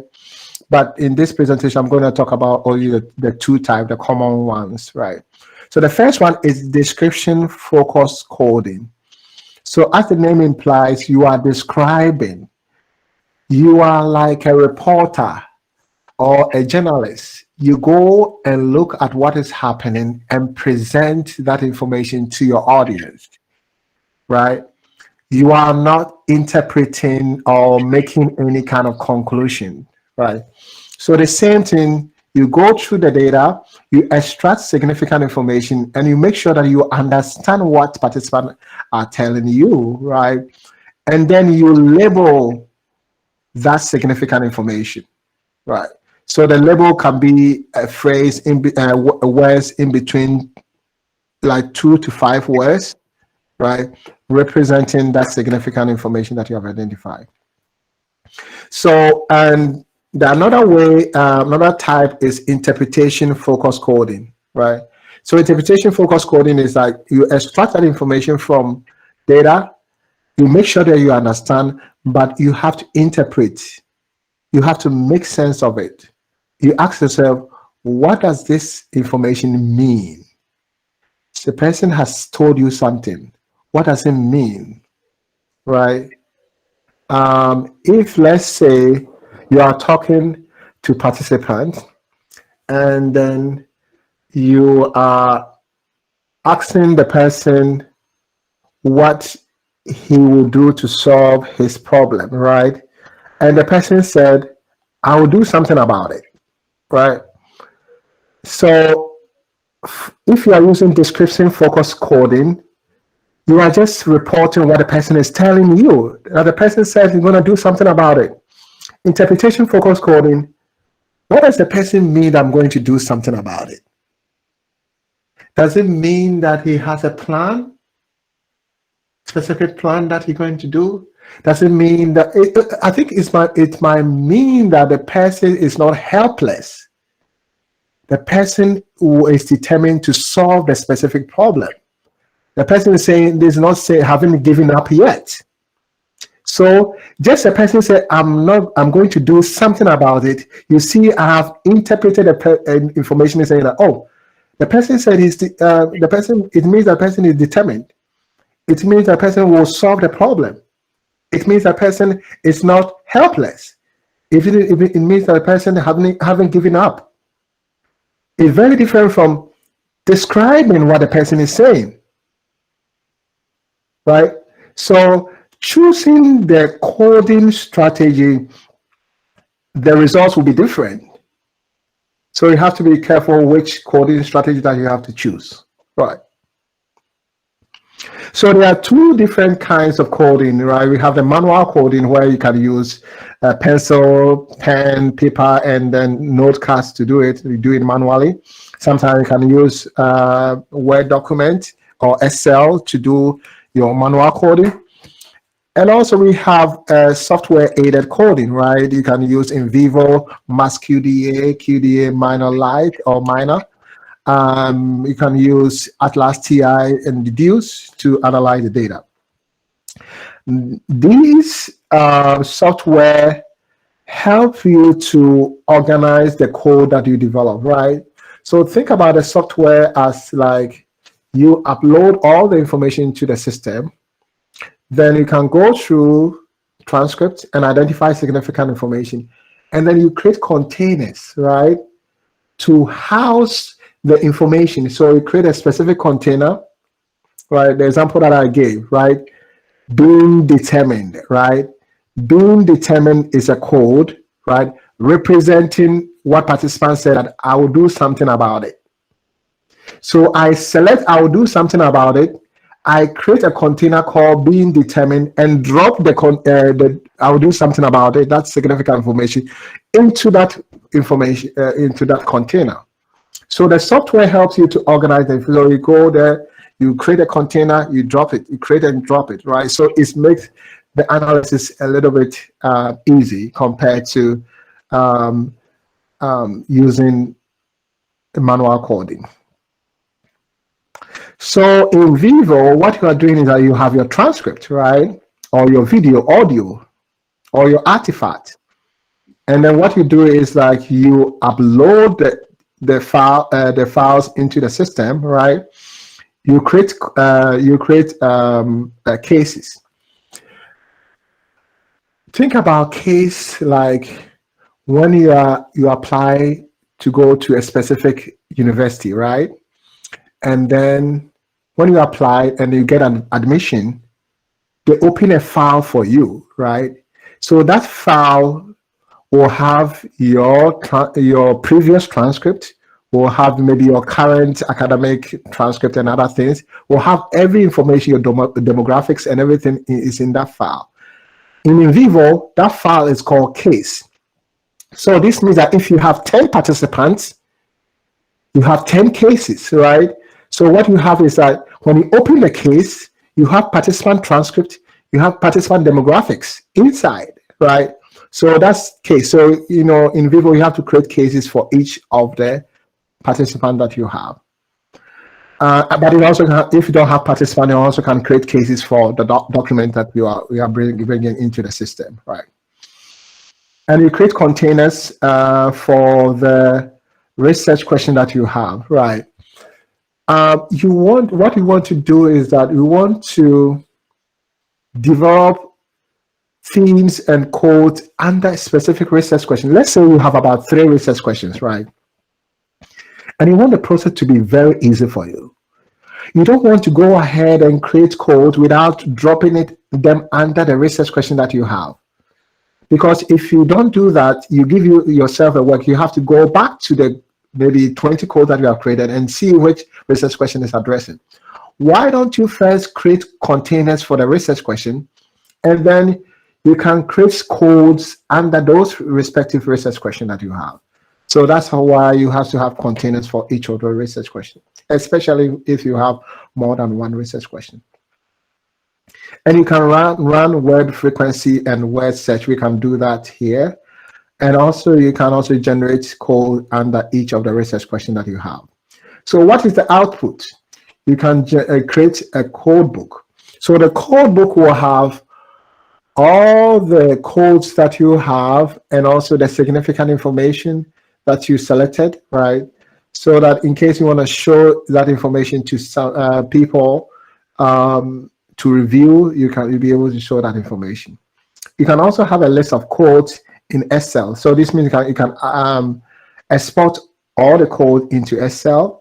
You can also create word cloud, and I will show you how to do that, and also word tree, and I will show you how to do it.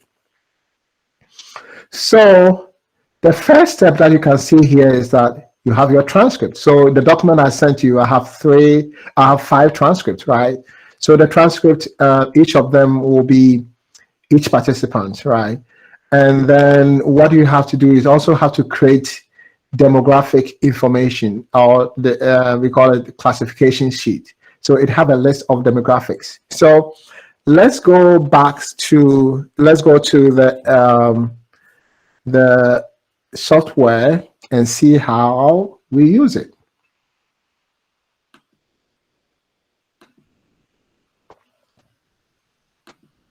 But before we go, do you have any question for me? I can answer before we use the software.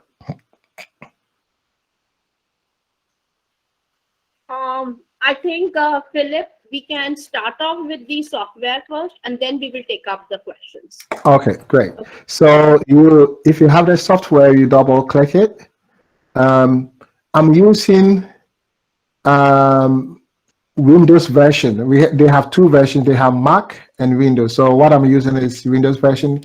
The Mac version is a little bit different, but you can still follow because you know what the place that you have to look for, because the information there are the same, but the location might be a little different, right?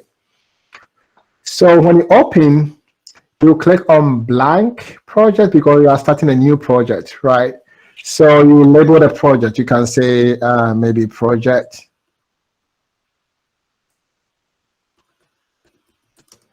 Let me just say project one, and I can also click. You can also describe what the project is all about, and then when you finish, you click on OK.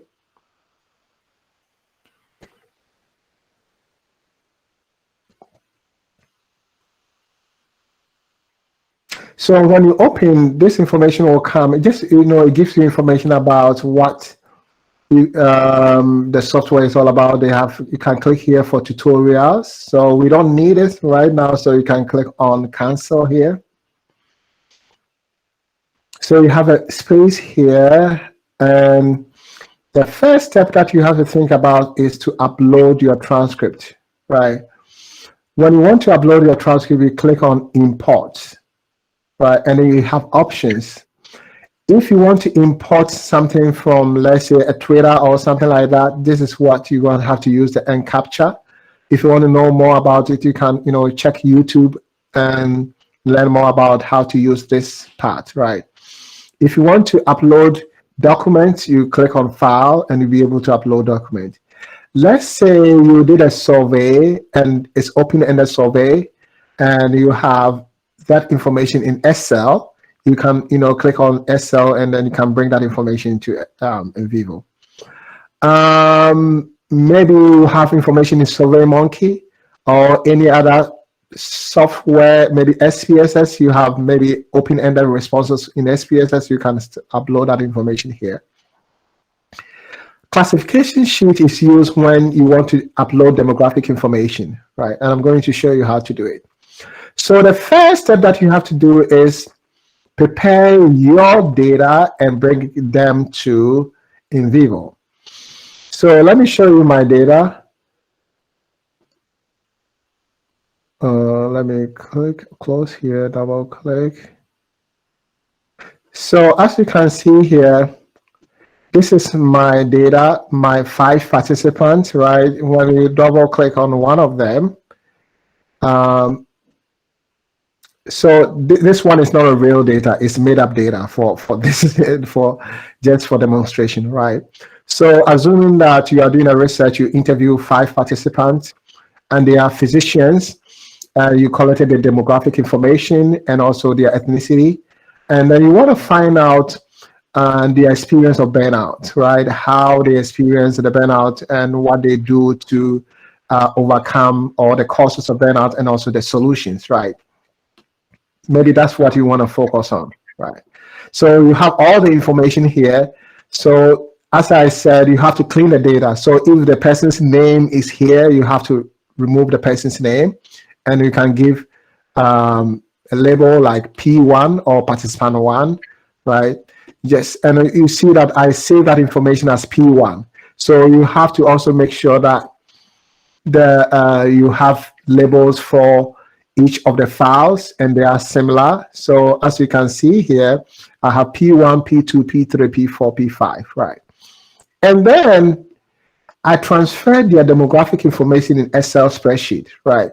So you see that I've created participant ID, P1, P2, P3. You see that the labels that I've given here, the IDs are the same labels I've given to the files. Why? Because when you upload this into SPSS, the SPSS will be able to know that P1, be able to connect P1 document to participant, their demographics, because their ID here is the same thing as the name here.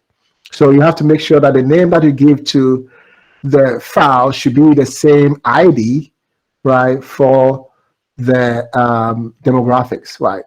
So I have their demographics here, and then whenever you want to upload, you have to close it, close the document, everything before.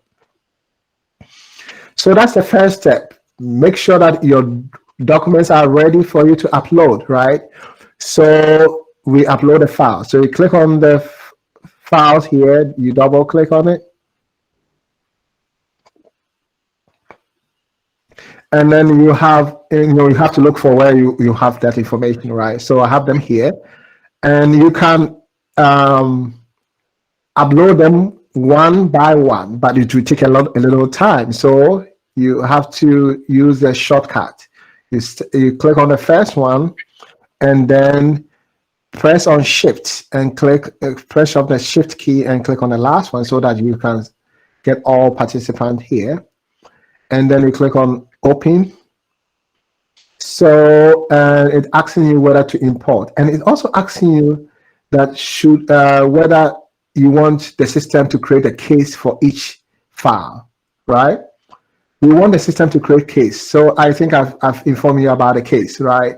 That you have to create a case for each participant so that in there you have the demographic information and also the files that are there. This also helps when you develop themes. You'll be able to connect the themes to participant case, right? So it's always good to create cases for them. So it asks me for the name for the case. So I would just say participants, right? And then I click on import.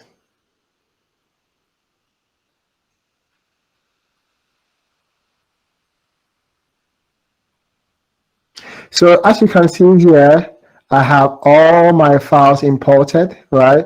If you want to see all your files, you can just click on files and everything will be here, right? If you want to see what is in each of the files, you double click. And you have that information here for you to start the coding, right?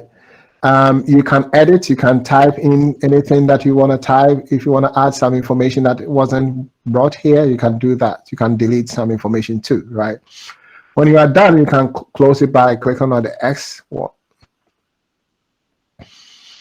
So you remember we created a case for them, right? So you can go under cases and see whether the case was created for them.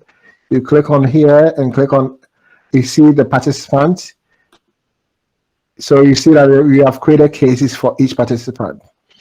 But when you double click on it, you have participant, just the IDs are here. Their demographics are not here, right? Because we haven't uploaded the demographic yet, right? So we have to go back to upload the demographic. How do you do that? You go to import and you click on classification sheet. Sometimes based on the data that you collected, if you did not collect demographic information, or if you think that demographic information is not all important, you just want to develop themes, you don't have to bring the demographic information here, right? But I think if you want to, especially if you want to see how the groups that we have, like gender and how they are connected to a specific specific teams, I think it's very important for you to bring the demographic information. So I will click on this one, and then it gives you the chance to bring that information. So I look for the Excel spreadsheet about the demographics. I click on that and click on Open. I click on Next. And you don't have to do anything here, just click on Next. And I will go ahead and click on Next again. And then I think I finished. Or let me go back. Let me see what I've made any. I don't think everything. I don't have to do anything there. Click on Next and click on Finish. You see, now that I've brought the demographic, you see that when you go to, let me close this one so that you see what I'm talking about. When you go to cases, and then you click on case classification and click here, you double click on participants. Oh, that information didn't come. Let me see. Okay, I think that's, let me see here. That information didn't show up here. I don't know why. Let me try. Let me go here.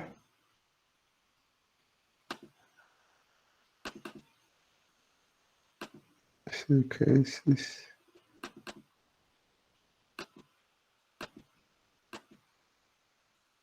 Okay, so let me see the reason why I didn't show it.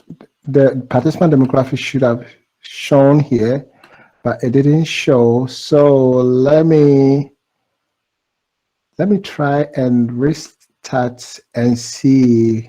Maybe I made a mistake somewhere. Let me try again. Sometimes it happens. So let's try and see. I'm opening it again. I'm going to go fast because you already know the steps. I just want to see whether I made a mistake somewhere. I click on something I shouldn't have clicked.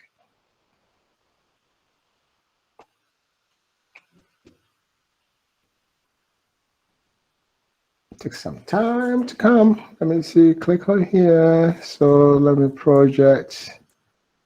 let me say project 2. And then that I first bring the files. So click on that. I select all the files. And then create.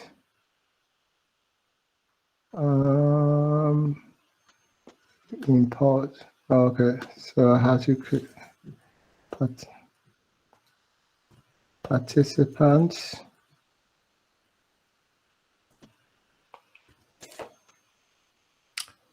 And then let me see whether I have to do anything. Import.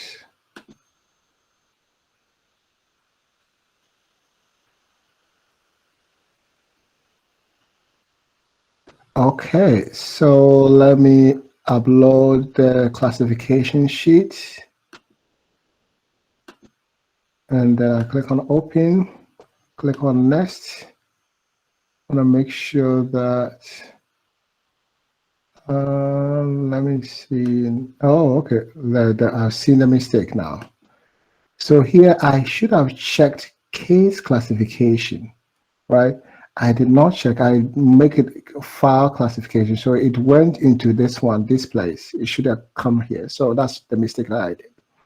So we go to next, and you go to next again, and then you go to finish.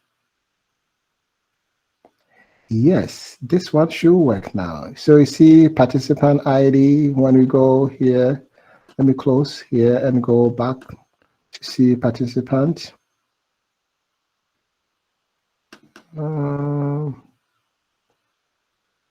Okay, so you can see that information here, right?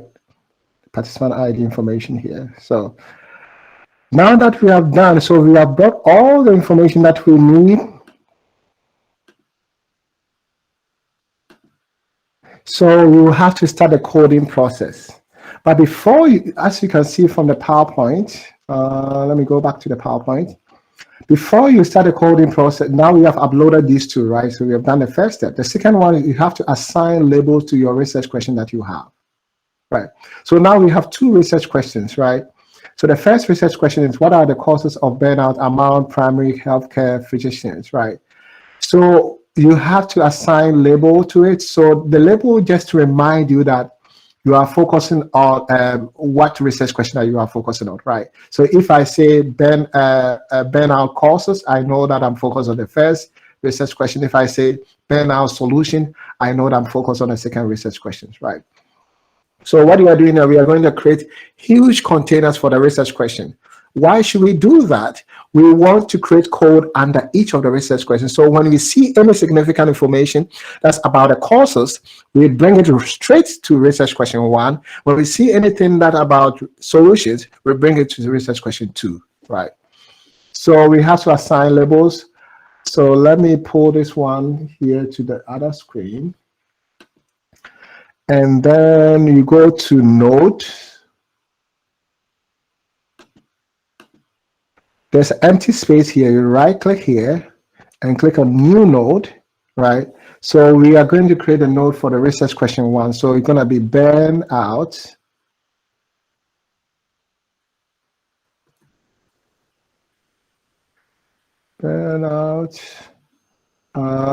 causes. And then in parentheses, you're going to put research question. Oh, it created already. I made a mistake. Let me go back. Let me delete it and do it again. If you want to delete, you right click on it and then click on delete.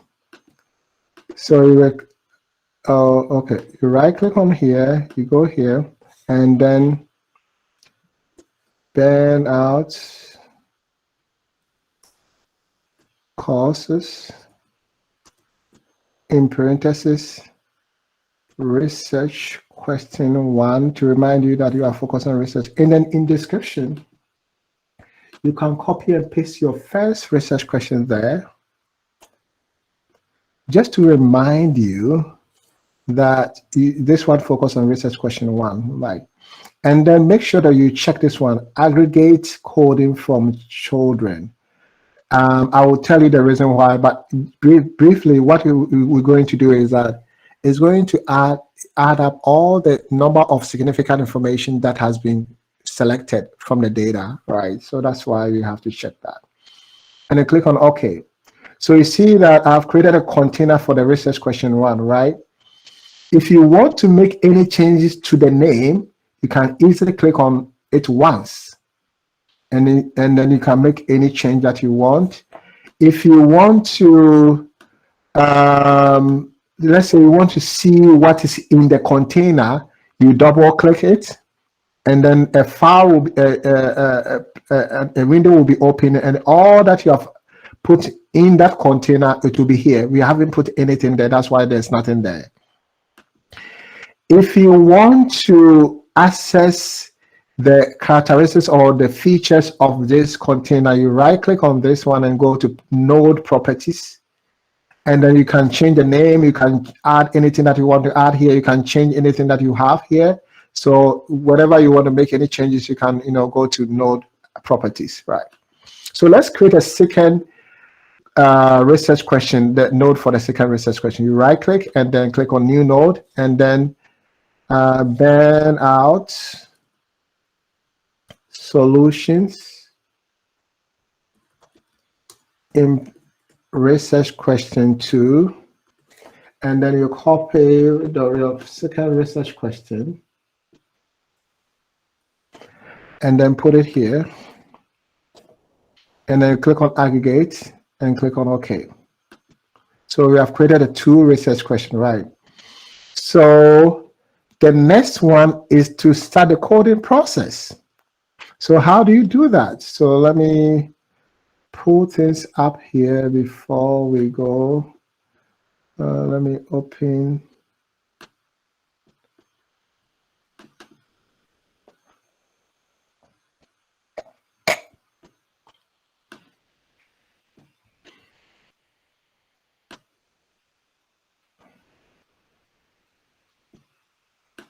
Okay, so let me see.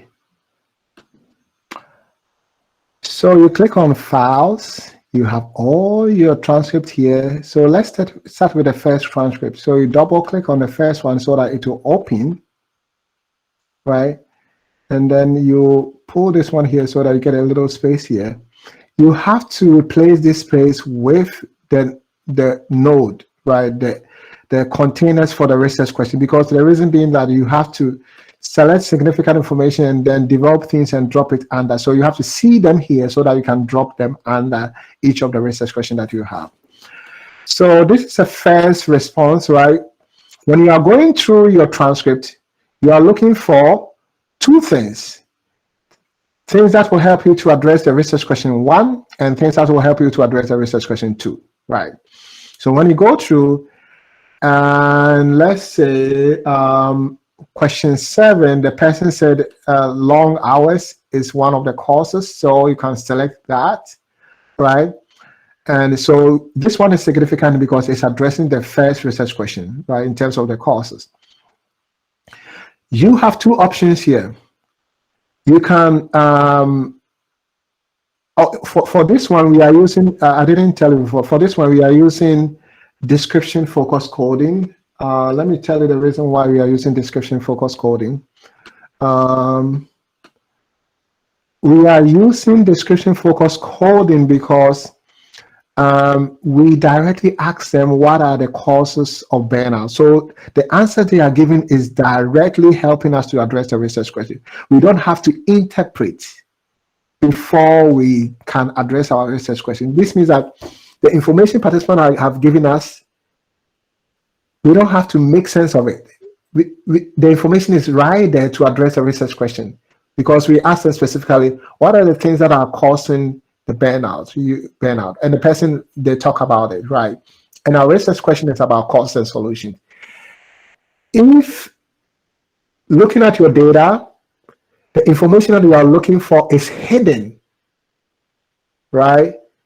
Then you have to use interpretation focused coding, because we have to make sense of the data first before we can address the research question. But this one, you don't have to make sense because the information is already there for you. So that's why we are using description focused coding for this one, right? And also you can use both if you think you can get rich information to address your research question. If you do that, right, there's flexibility here. You have to decide, what strategy can I use to get what I want to address my research question, right? So this one, the information is directly there for us. So long hours, right, is one of the significant information. So what you have to do, I'm looking at my other screen. What you have to do is develop a container representing this information at the same time addressing the research question that you have. One option is to right-click on the research question that you want to develop a container under, and then click on New Node, and then type the label that you want to give to that significant information. So the label could be having long hours, right? And then you have option here to describe what this statement means. It's not required for you to do that, but if you think that it will be helpful for you to write something about a theme, right, or the code, so that when you come back to it, you know what the code represents, I think you can do that. This code is so obvious that I know what it means, so I don't have to write anything. But, you know, as I said, you have an option to do that. You can say that this code represents participants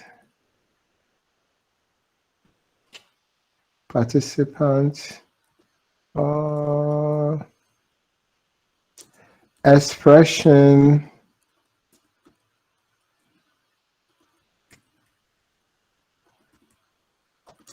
of working long time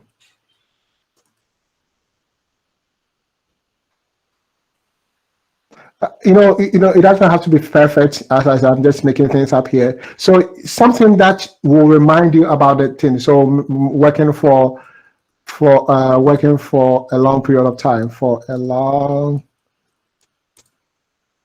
period of time at work, or during their shift, anything that you want to write to help you to remember, right? And then you check aggregate coding from children, and then you click on OK. As I said, if you change your mind concerning the code, you can always go back and change it. You can click on it and go to node properties and then make any change that you want, right?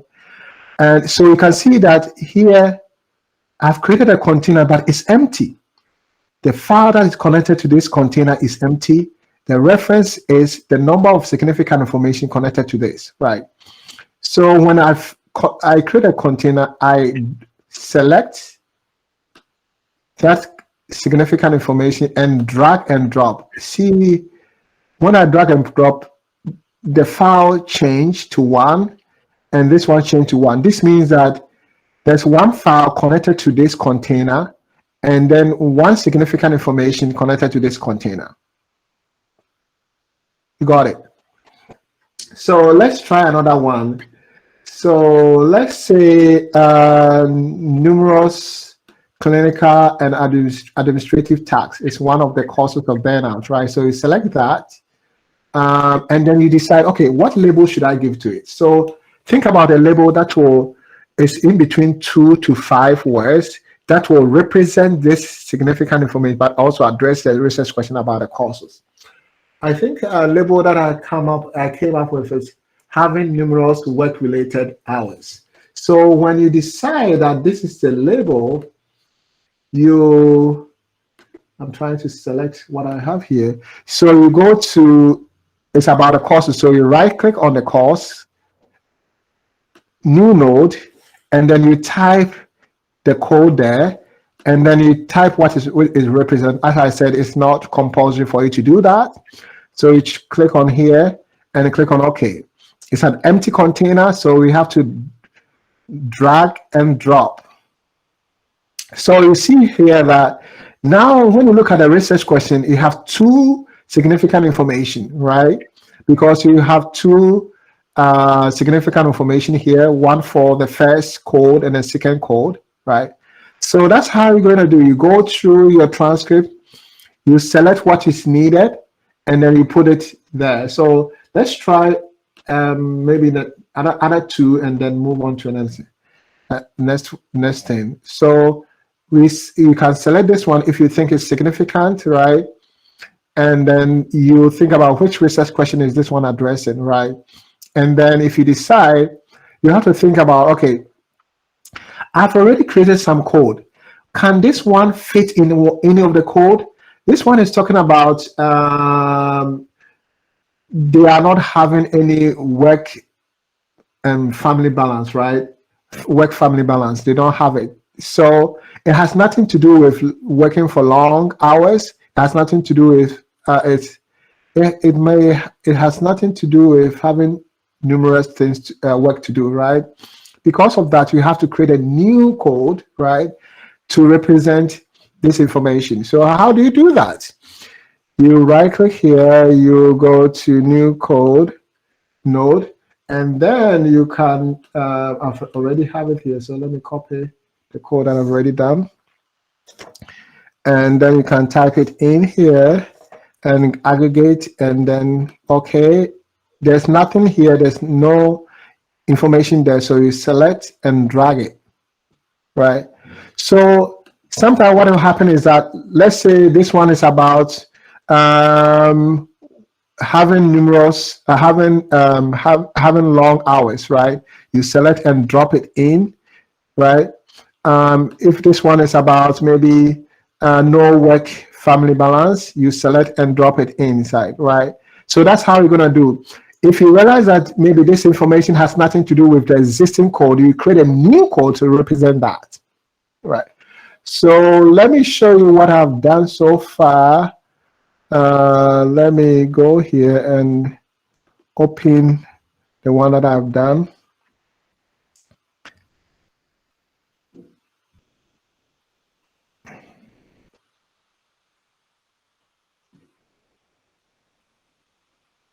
Take some time to open.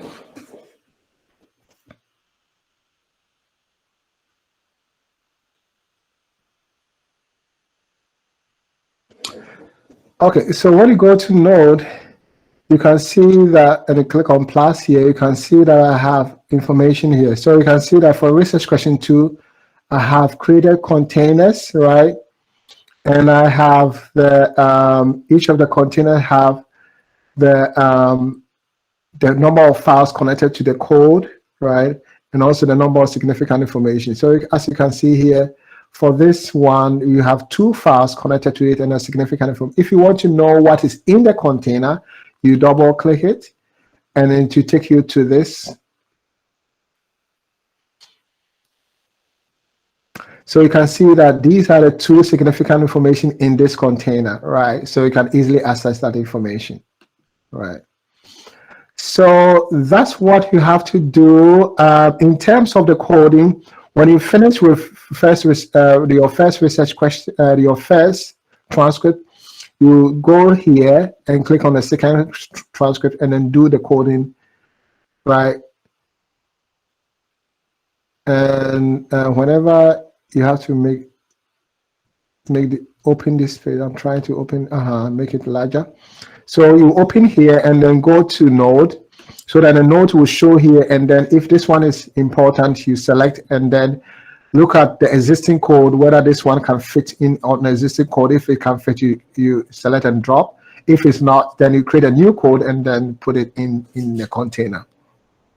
So this is the first part of the coding. So you can see here that I have all my codes under each of the significant information.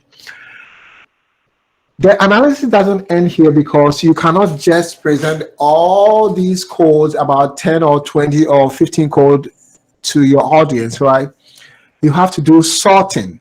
So I think during my presentation, I talk about coding, sorting. Sorting is grouping them, right? Finding out similarities among them, right? So how do you do the sorting? Should I go into doing sorting, or should I wait for you to ask me any question that you have? It all depends on you. Should I go ahead and do the sorting and finish everything before questions, or? Yes, Philip, I want you to complete it so that, they have the complete analysis within. Before, I think there is just one question as of now, so I think we can proceed. Oh, okay, perfect. So assuming that you have all the codes that you have developed, what option is to do the sorting inside in vivo? But the problem is that it's going to take a long time, because you don't see things so well here. If you want to do the sorting, right, you have to look at each of the codes and then see where you have to do the sorting. If you want to do it here, what you will have to do is like you can right click on the research question, create a new node, and just say like cluster 1. Because what we're doing is that you are putting them into various clusters, right? So that at the end of the day, you'll be able to label the clusters, and that label will be the themes, right? So we have cluster 1, and then you click on aggregate, and then you can open about 3 clusters or 4 clusters, right? So let's cluster 2, right? So let's assume that we have all our clusters here, maybe 5 clusters. So what you do is that, looking at this statement, you can drop it into cluster 1, right? But when you're looking at the second statement, like let me make it wider. Maybe taking care of multiple patients, right? You see that, okay, should it go into cluster 1, because we have already having trouble carrying out duties or something like that? If it has nothing to do with cluster 1, because there's no similarities between having trouble carrying out duties and also taking care of multiple patients. If that's the case, you drop it into the second cluster, right?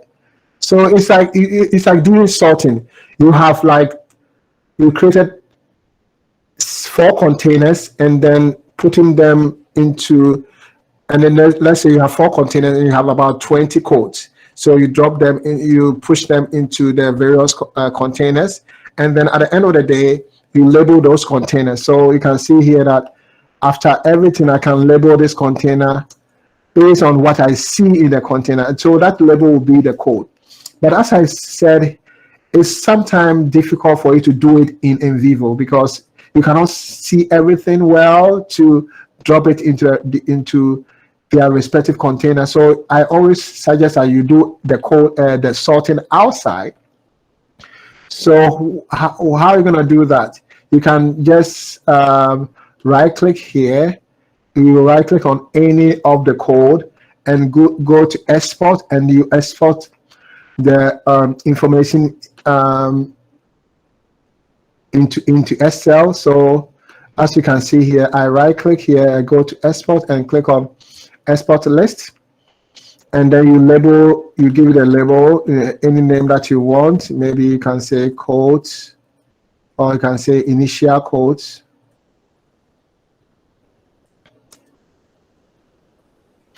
And then you can save it, right? When you save it, you have that information. Let me show you what I have.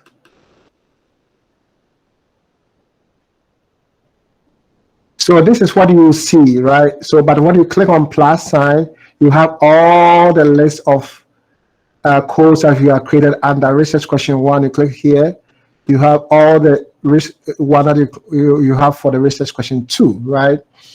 And then what you have to do is that you have to open a Word document. So let's open a Word document.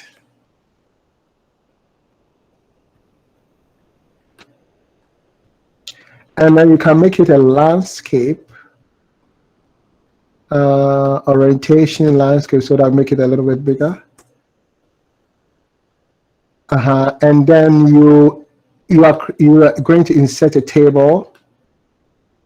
And if you can have about maybe 4 columns, that would be great, or 5, you know. And then what you're gonna do is that you're gonna have 2 rows. So let me see, you have the 2 rows. And the first row, you're gonna type cluster 1, the second one cluster 2, the third one cluster 3. And also, you know, I demonstrated everything in my book, so you can get all the information there. If you want to get detailed information, cluster 4, cluster 5, right? So now that we have our cluster, and you can see here that we have our information here, right? So what we're going to do is that we're going to start with research question 1. We're going to transfer all the information here, the code, and put them into the various clusters, right? So you can start with the first information here, right? You copy and then paste in the cluster, or you can start with the dominant code. Which one is the dominant code? The dominant code, the code that has more files connected to it and also more references, right? So you can start with this one and then put it in the first cluster and then start with the top and then until you get to the last one, right, for the research question 1. So let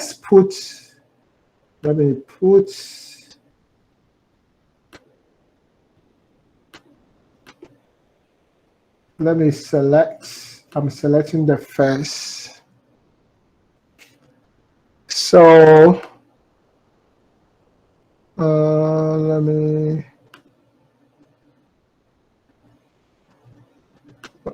try to shape it a little bit, format it. So I've put the first cluster here, right? I'll put the first code in the first cluster, right? The dominant code, right? And then one thing that you can also do is to go through. So now what you're gonna do is that you look at, you always have to highlight it or change the font color so that you make sure that you have transferred that information there so that you want to come back again, right? So let's start with the first one, being a young physician. So you can see that being a young physician, let's go to the table. What you ask yourself, where should I put this information? Should I put it in the first cluster or second cluster? I think that let me go here. Let me go to this.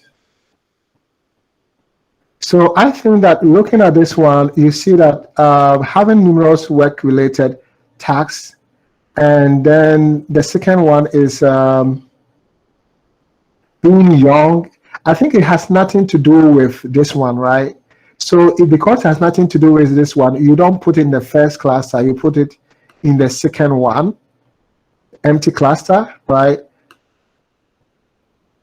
Let me, I'm having issue with the formatting, but let's try.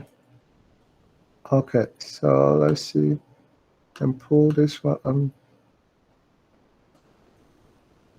Okay, let's ignore the formatting. It's taking taking some time. So I put in the second cluster, right? So you can see that I have brought two information there. So let's go to the table again.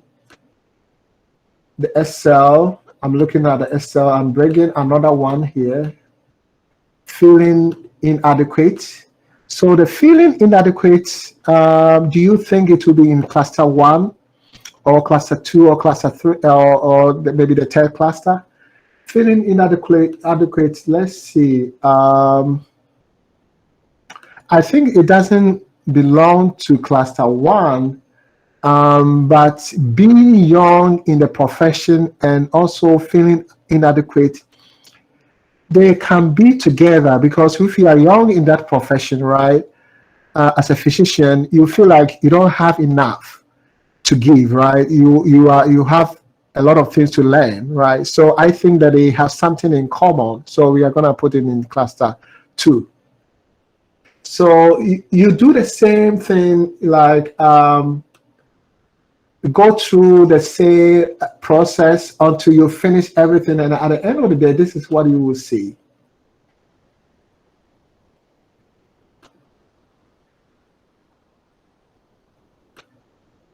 So as you can see here, I have put all the code in the various classes, right?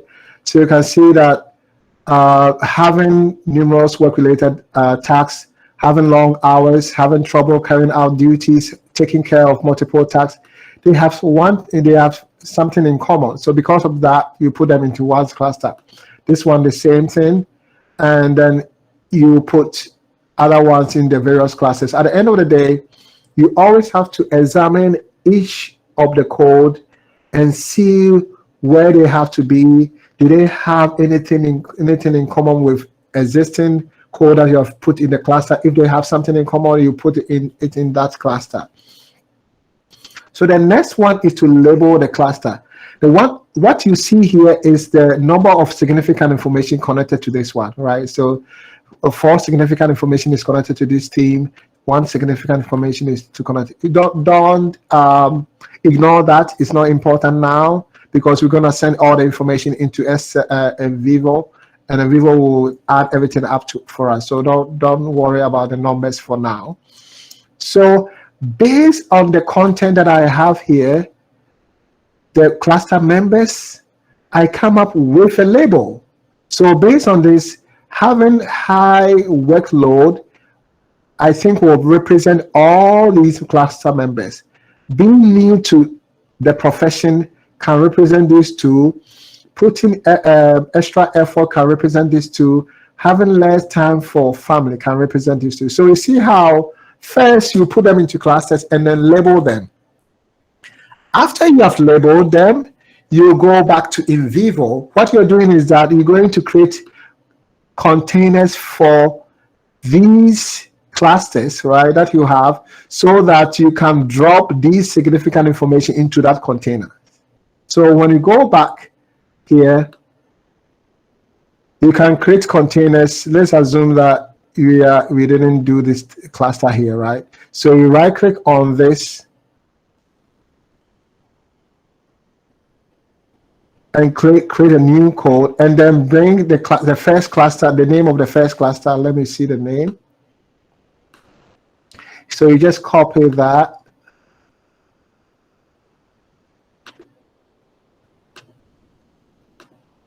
And put it here, right? And then indicate that it's a theme, so that, to be different from what you have, right? and then click on aggregate and click on OK, right? So you have that information here as a theme.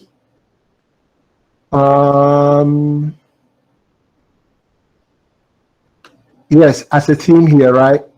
So you, after that, you look for the information that should be in this one. So let's say if working numerous hours is part of this one, you just select and drop, right? So let's assume that, let's make an assumption that this one belongs to this one.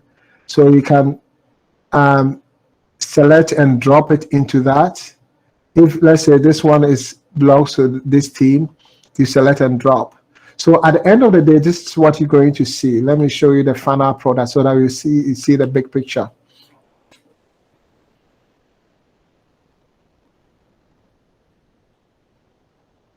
If this is the first time of you using NVivo, you'll be a little bit confused. But if you listen to my presentation again, I think to be helpful, and I have a lot of presentation on Vivo online. When you go to YouTube and search my name and type in Vivo, you'll be able to get other presentation, right? So don't worry if you are confused. It's always sometimes confusing the first time because I'm doing a lot of things, right? I had the same experience when I saw this software that I'm trying to learn. So let's go to Node. So you can see that when you click on plus sign here, I have all the teams here, and under that, I've already put all the significant the codes under this team, right? I put all of them under their respective themes. I did the same thing for the second research question. I have all of them here. So when you finish the analysis, right? You just transfer the themes here and then write about it. And I have a presentation called Presenting Your Findings, right? And it's about NVivo. As you know, when you go to YouTube, you'll be able to get that information and then listen to it and see how to get our information from here and then write about it. But there are some analysis that you can do, right? Like a word cloud and other things that I want to show you. Let's say you want to know the kinds of words participants use and how many times they use those words. You can go to Explore and you can go to word frequency, and then you select the information that you want. So let's say I select all the transcripts, right, and click on OK, and then click on Run Query. So I can see that burnout was mentioned 22 times, work was mentioned 17 times, and if you want to see the visual representation of this, you can click on Word Cloud, and you can see this information, and then you can change the colors, right? If you want to make it larger, always also it will ask you to save that information every 15 minutes, so you click on yes. If you want to see it very big, you can right click here and click on Undock so that you can see it in a larger way. Right, so as you can see here, and then I think you can lessen this one too. So you can see that burnout is the font is big because that's a word that they said a lot. They said work a lot, and they said physician a lot. So this one can give you information about what kind of words that they use and how many times they did it. There's a caution here. This is not the final findings. Your findings is the theme that you have. This one is just helping you to tell your story. This is helping you to describe the themes to participants. Let's say one of the teams talk about stress and maybe experiencing stress or something like that. You can use this visual representation to show that participants were talking a lot about stress, right? So you use this diagram to support the information that you are presenting. It's not the main findings, it's a supporting information, right? It's like an icing on the cake. It makes the cake presentable and nice, but it's not the main. The cake is the theme, right? If you want to present that information, you can right click on here and then export. And then you can export and then show it, right, to people. So that's how you're going to do. And let's say you want to see the kind of words that participants said before and after maybe experience, right? You right click on experience and then click on, let me see here.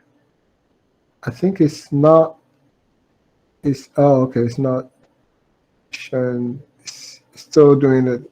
We have to wait for a little bit. Let me go back again.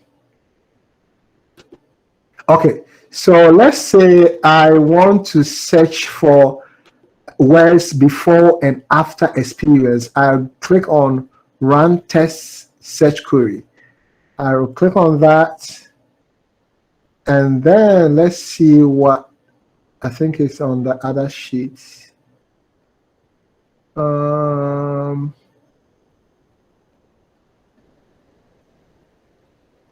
Okay, so this one will show. So you click on Run, and this is what you get. And then you click on Word Tree.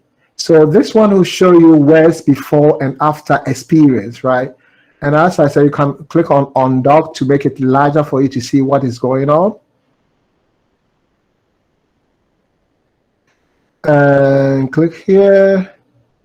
So if you want to see the words before and after, so you click on it and it shows the word, right? Before and after experience, click here, it shows that. You can reduce the words, you can make it lesser, right? 4 words before, 4 words after. You can make it more, right? It depends on how, there's a flexibility here, right? So there's another way of doing that. You can also search for, let's say you want to search for burnout, right? You can right click on that.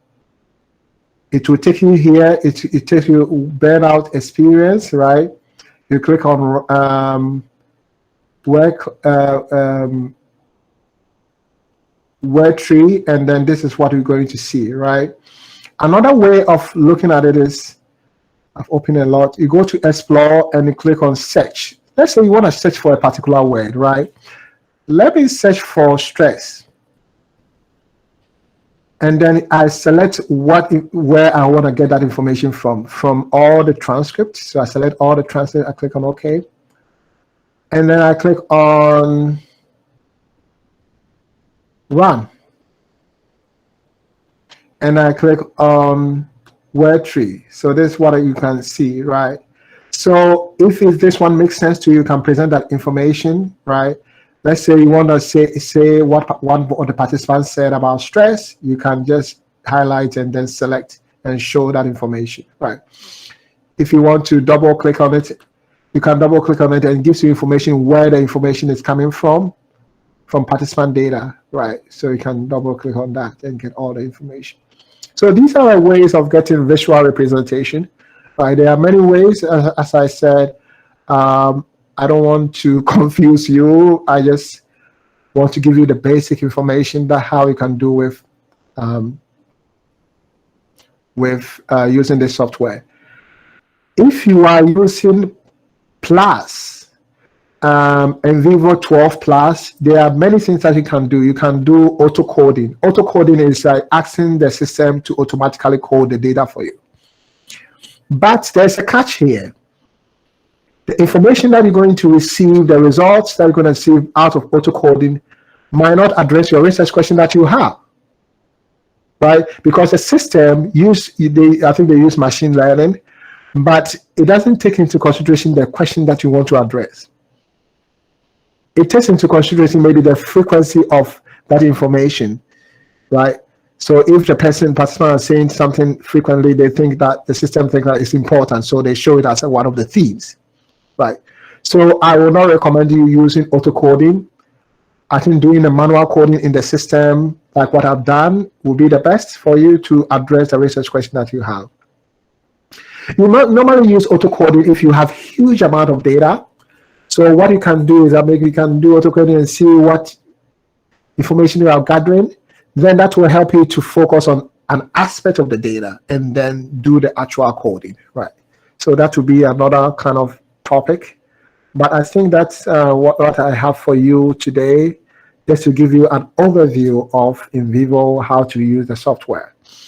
And there are a lot of videos online that you can also listen to get information. So that's what I have for you.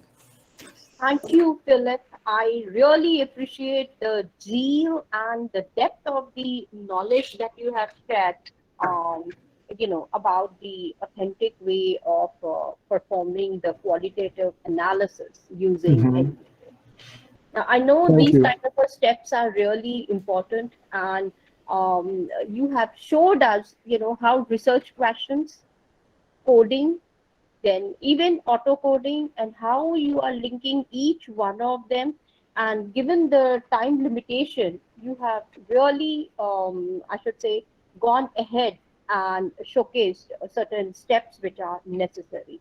So I think majority of our participants are really going to be fortunate enough, I would say, to learn these steps also from you.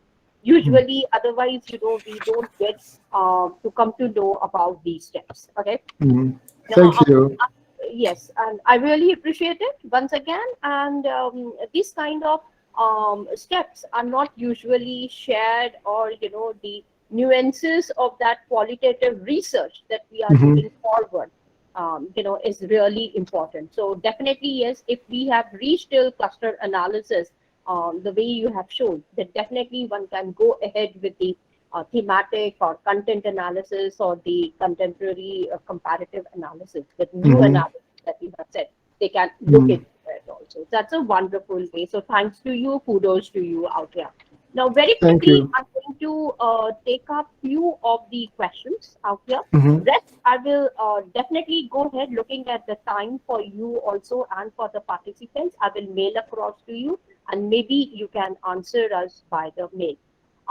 Here, they're asking you one question. Can you suggest or share few readings on non-traditional methods of the qualitative analysis? In fact, I would say that they must be looking forward for some papers which have been written. Maybe you can share it with me later on via mail, and I can share it with them also. Yeah, so for the non-traditional method of qualitative analysis, most of them are more of into machine learning type, because now that we have we are receiving, or we are as members in this world, we are producing a lot of information using technologies around.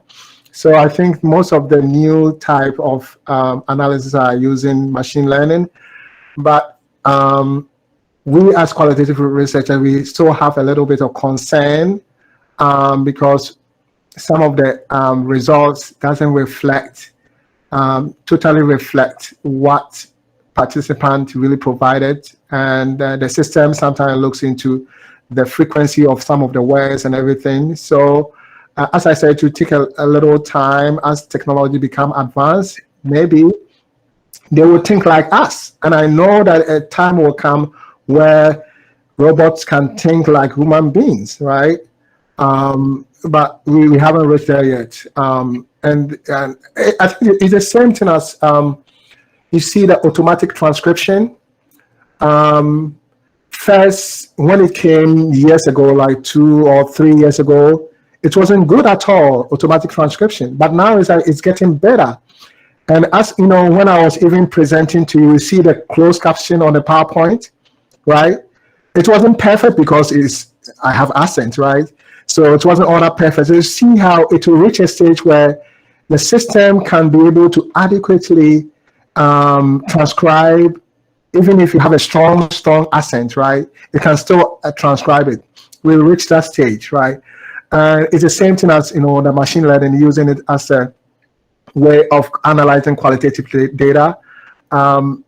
There's a lot of things that the engineers should try to explain to us so that we understand what happened at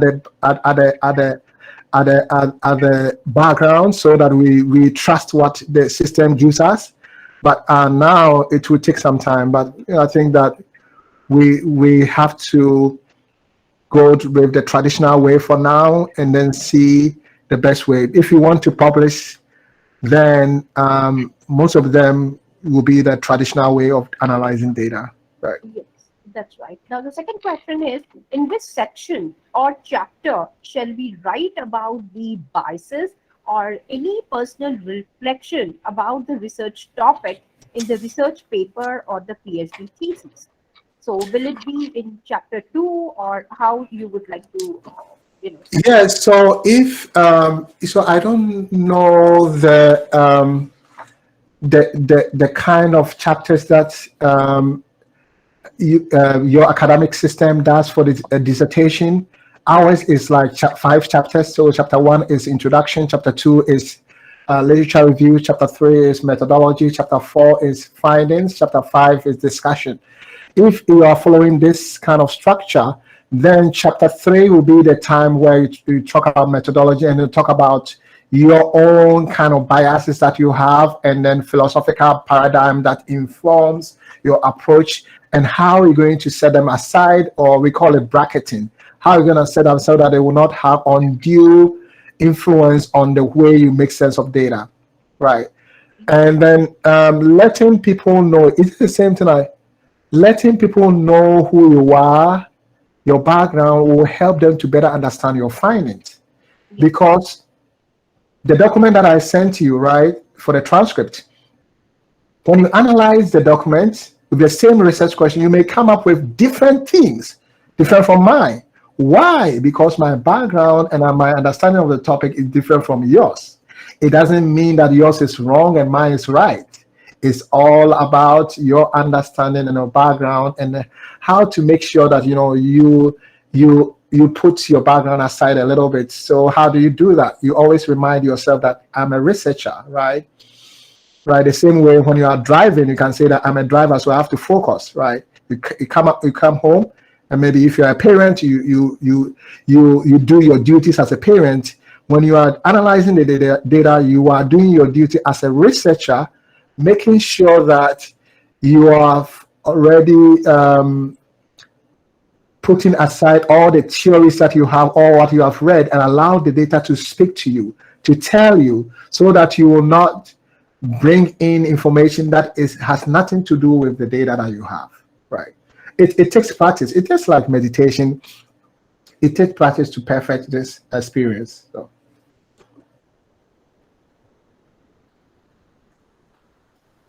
Thank you, Philip, for that answer.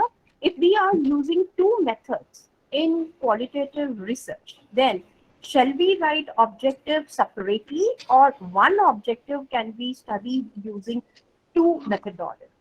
Yeah, you have used one objective. You can have double objective, but there's a lot of flexibility here. You just have to be innovative, because I can even thinking about, you can say that for the first objective, I'm using phenomenology because I want to capture the experience of participants.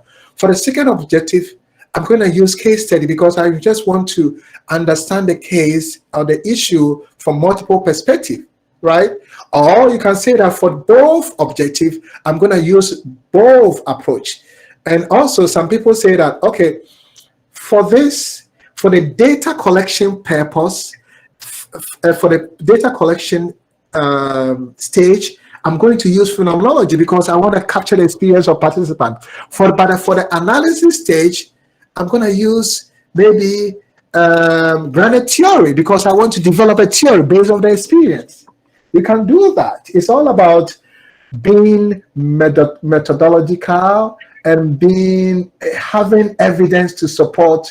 You can say that, okay, this researcher did this one and they did the same way, and that's why I'm using it. So you always have to have a reason behind your decision. You cannot just say this and go. Another thing is that we're still in the process where people don't trust qualitative study findings. there are places or there are fields that they focus only on quantitative. So when you are doing a qualitative study, your study is very under very harsh scrutiny, right? And they ask you a lot of questions, right? So it's very important for always have a reason behind your actions. Why are you using this approach? Who used this approach? How do you use it? Why are you taking this decision? Always have to have a rationale behind your action so that you'll be able to convince people, those people who still don't trust qualitative findings. Okay. Yes. Next question is, Philip, can you please explain differences between thematic and content analysis? Okay, so thematic analysis and content analysis. I put a very good information online. When you follow me on LinkedIn, when you go to LinkedIn and search my name, Philip Edu, I think last 3 days or 4 days, I put something there that will be helpful. A diagram that gives the difference between thematic analysis, content analysis, and constant comparative analysis. So let me see whether I can find it right now for you. I think I can find it. So let me go there right now. Let me go to LinkedIn. If you follow me on LinkedIn, you're gonna get a lot of information. So let me promote myself a little bit. Let me go to LinkedIn, and then let me go to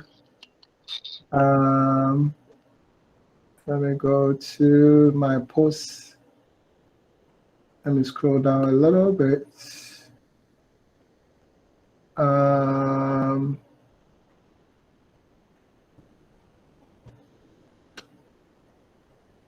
Analyzing qualitative data or activities, posts.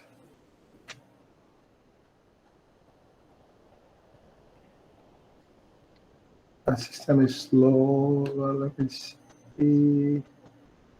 Yes, this is the one, the type of coding strategies. So let's see whether you can see it's big.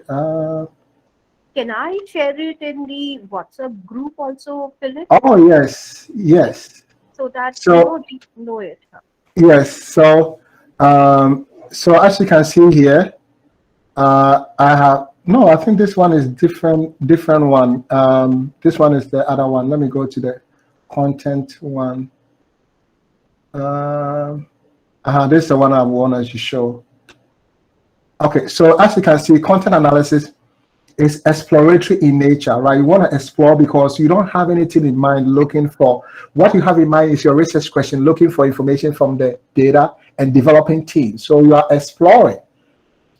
Content analysis is more of confirmatory. You are confirming because you have developed some themes and you want to use the data to confirm the themes that you have already developed, right?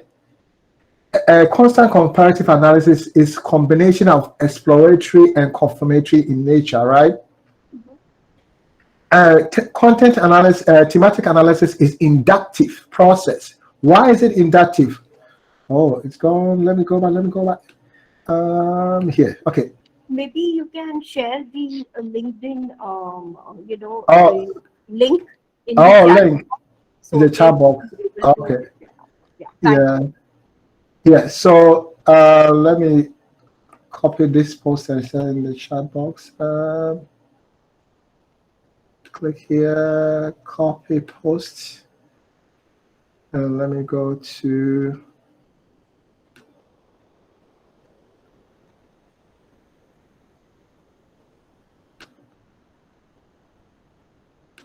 Let me stop sharing first. And where's the chat box? Okay, so you get all the information. I think it will be helpful for that information. Okay.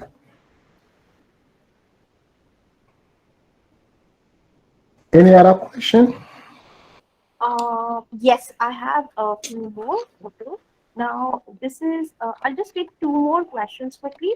How should we download social media data like LinkedIn or Twitter for qualitative research? You can use, I think when you look at the PowerPoint, I have some options for you. There are some free software that you can use, but you can also use Encapture from InVivo to use that. So Encapture, first you have to, download Encapture software on your browser so that it will be like found around here. So when you up as a plugin, and then you can use it to capture YouTube information, Twitter, LinkedIn, and also Facebook. You'll be able to download some information from there. Okay. And if you want to know more, you go to YouTube and type and capture. They have a lot of videos there to show you how to do it. Okay, right. Philip, one more question that I wanted to ask you. Like today, you have been using or showcasing us everything on NVivo version 12, right? Now, kind of screens are different for the previous versions and the latest versions also of NVivo, or all of them are working on the same platform? They are similar, but the difference is not much. Some of the versions, instead of node, they said code, right? Instead of node, they said. So I think that the most important is to get a big picture, how the system you can use it, right? If you know the big picture, like me, now that I know how to use it, I don't care about the version, right? I can use it because I know where to go, right? What to look for. So first, you have to get under the basic understanding of using the software, and then any version you can apply that knowledge.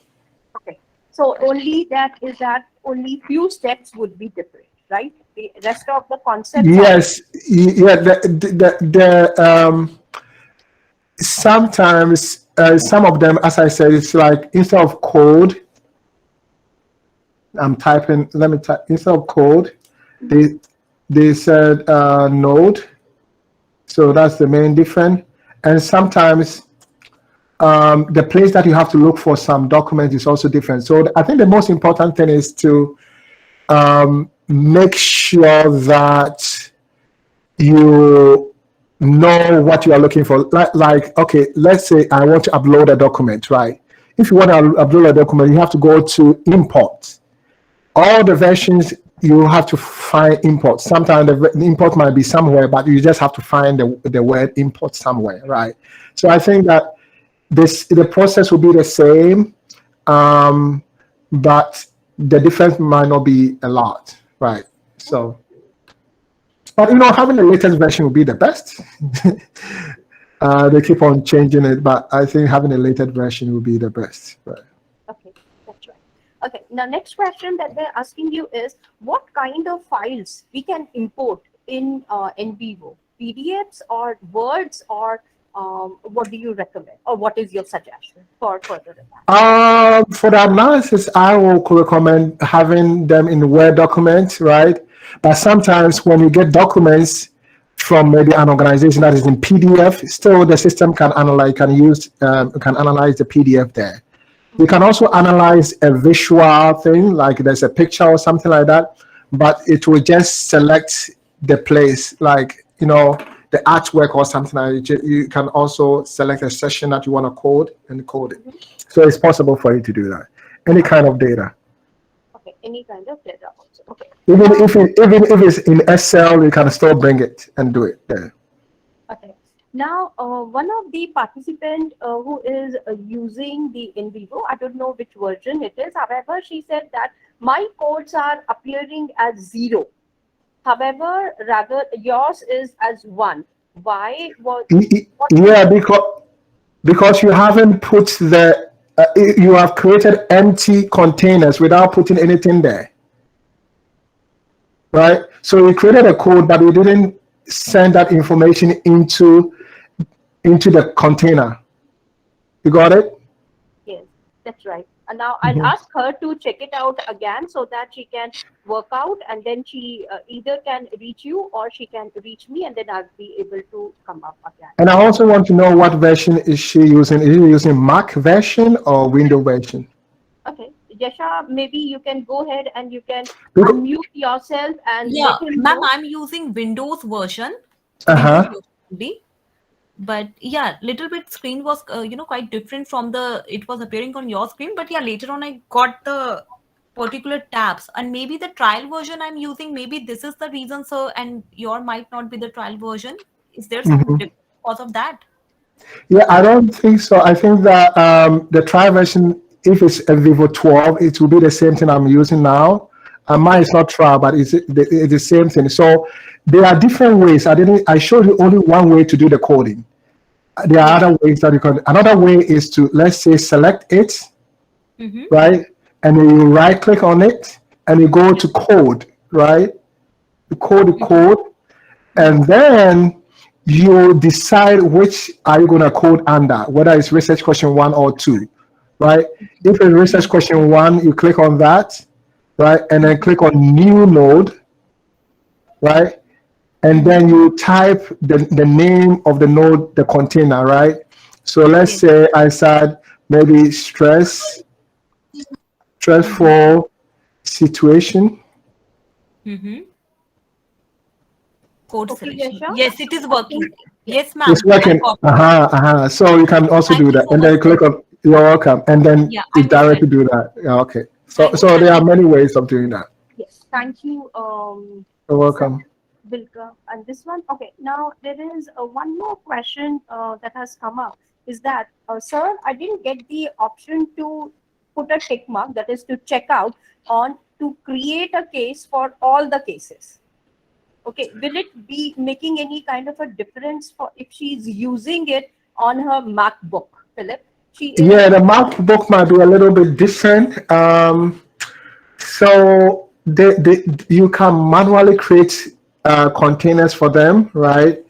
Um, so although I'm using Windows, let's try and see. What you can do is that let's assume that you have uploaded the information, right? Now I have my files here. I want to create cases for the files, right? In Windows, you can just right click on it and go here. You can even select all of them. Let me show you the short way. Select all of them, right? Philip, can you share the screen so that Oh, we can I'm not sharing. I thought I no, was sharing. Oh, I'm so sorry. uh, And okay, Apurva, I want you to focus because this is your question. So just focus the steps that he's showing it to you right now. Okay, okay. Apurva? Sure, ma'am. So can you see my screen or not? So you cannot see what I'm. Right now, maybe you have to share it. Oh, Yes, yes. So I made a mistake. I have to go. I'm not sharing. I just stopped sharing. yes. All the while I thought I was sharing my screen. No, that's even okay. when I even when I went to LinkedIn, I thought I was sharing my screen. Oh, I'm LinkedIn, you so. were sharing it, but not this one. Oh, okay. So let me share the screen. And let me go to. Okay. Can you see it now? Yes. Okay. So what you have to do is you go to File, right? If you want to do it manually. So if you want to do it manually, when you're uploading it and it asks you to create containers, you shouldn't do that. You shouldn't create a container. You shouldn't create cases, right? Just bring it inside. So let me show you here. When you are importing, let's say I've selected all of them. It will ask you, do you want to create cases? You shouldn't check this one, right? So let's assume that we have brought it without creating cases. Now I want to create the cases. So I'll click on the first one, and I click on the last one, right? And I select all of them. I right click on this. I'm using Windows. Mac, you have to do something else to get to this one. I don't know what you have to do, but you right click and then go to there is create case. It's not showing. Normally, it shows something here for you to. Oh yes, create as. You go to create as, and then click on create as cases. You click on that, and then the system tells you which where do you want to put that information, right? So you can choose none, right? Or you can click on new classification, and then you can label it maybe participants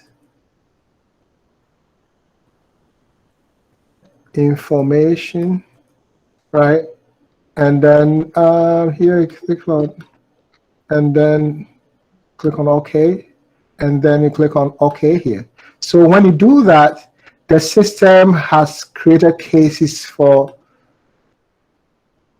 So when you go here, participant information, you have cases for each participant, right? And then there's a way of, now when you double click at it, you don't have their demographic information here yet, right? You could add the demographic information. There's a way of doing that. I don't have, there should be a way of creating demographic information. Normally what I do is I upload the demographic information to the system, right? But there's a way. You can also go to YouTube and type how to create demographic information on for the cases. I think you can get a video on that. But if you want to create cases, this is how you're gonna do it. Okay. Now, next is after that, they have also asked one more question, and that is, do we need to first create classification sheet manually in Excel also? That's the easier way, because if you don't create classification sheet manually there, what will happen is that it's going to be difficult for, it's going to take a long time for you to manually put them there in the system, right? Because you have to, because I always do everything outside before I bring the demographic information. I forgot the steps, but there's a way to do it manually here, putting everything, like choosing each participant and put their demographics there. It will take a long time. So the easier way is to create an Excel spreadsheet and bring that information into the system. Okay, thank you. Right. Now, So welcome.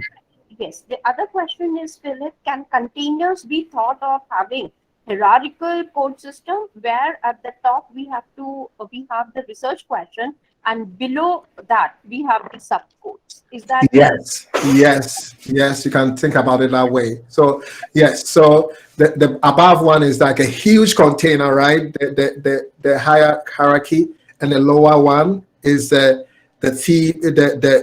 code that you are creating, right, under that. right? Yeah. And now what will happen if there are too many number of cases, for example 40 to 50 participants in an interview? Nothing happened. You just analyze. You have a lot of data to analyze, right? Instead of having 5 participants, now we have about 50, right? That's why you have to be very careful collecting a lot of data.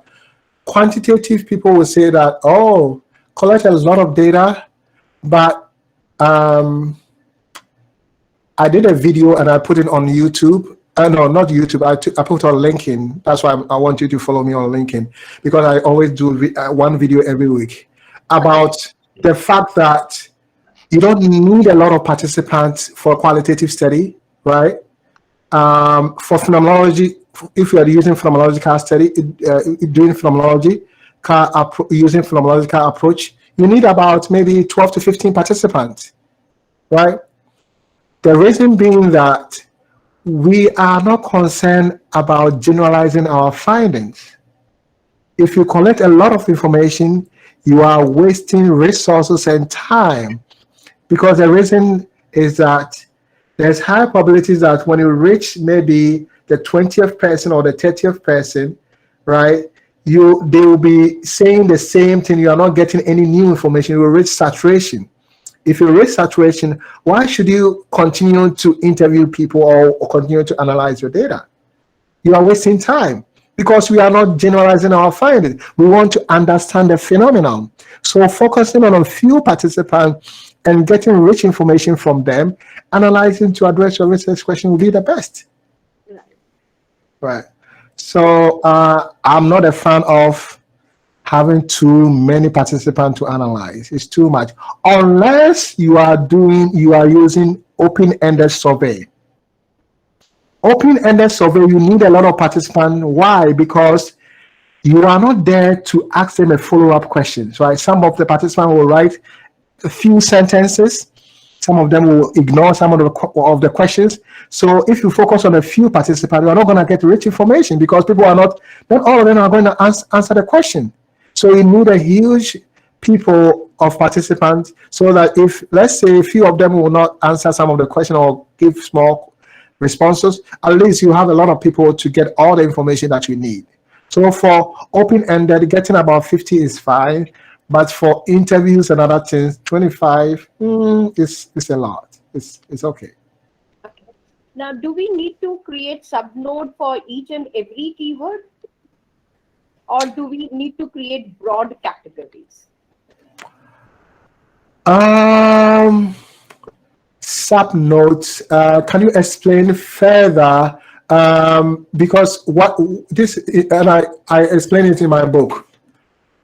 When you are developing codes, try and make sure that the code is representing the significant information, right?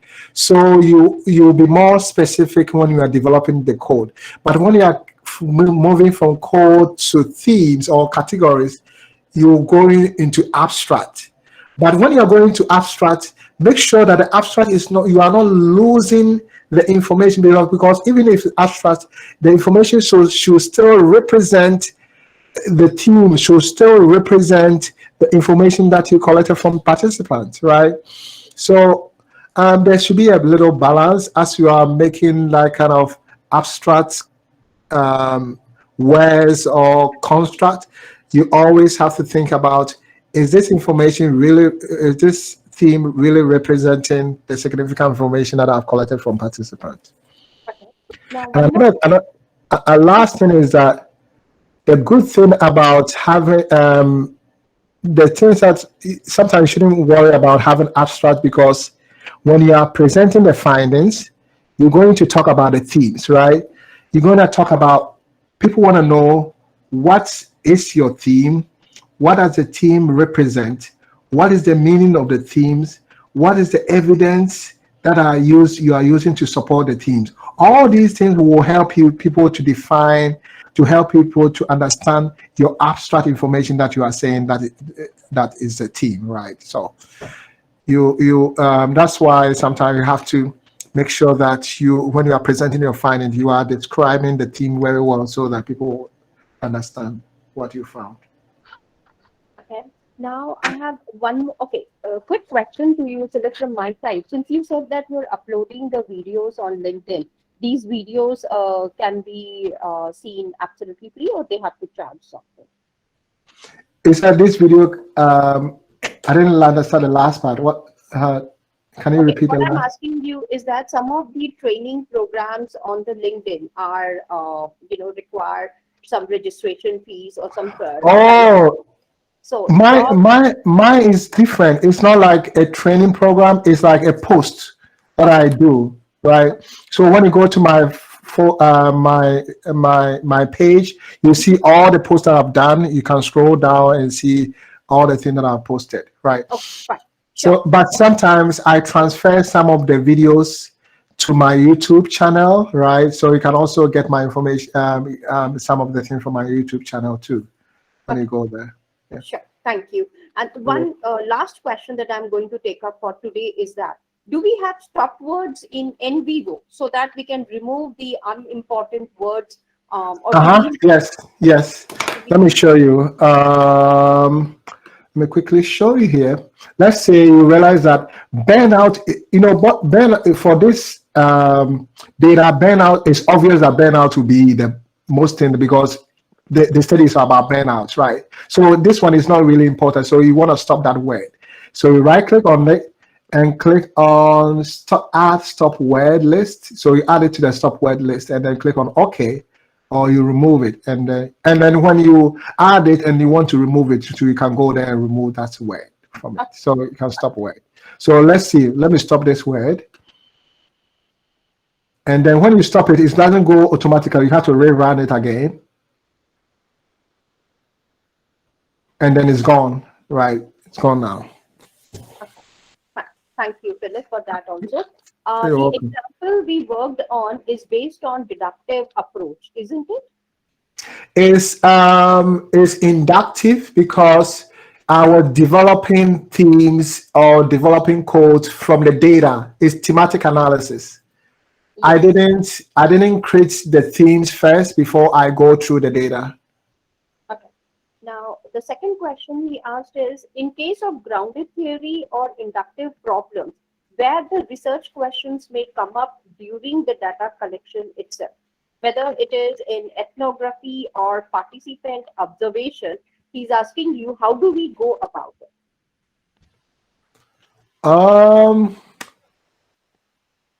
Maybe I did not understand the whole question. Can you repeat it again What I for will me? do is I will send you this question via mail, and maybe Mhm. it's a big question, a It's large a big question. question. Yeah. Yes, so I will just send it across to you. Maybe you can just go through it and you can let us know. You can answer. Yes.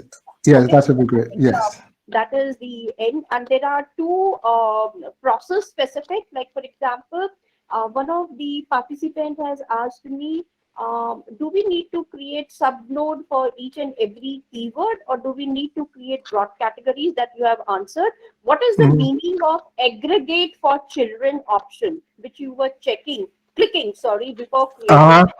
Okay. So if it, aggregate means that you are adding everything up, right?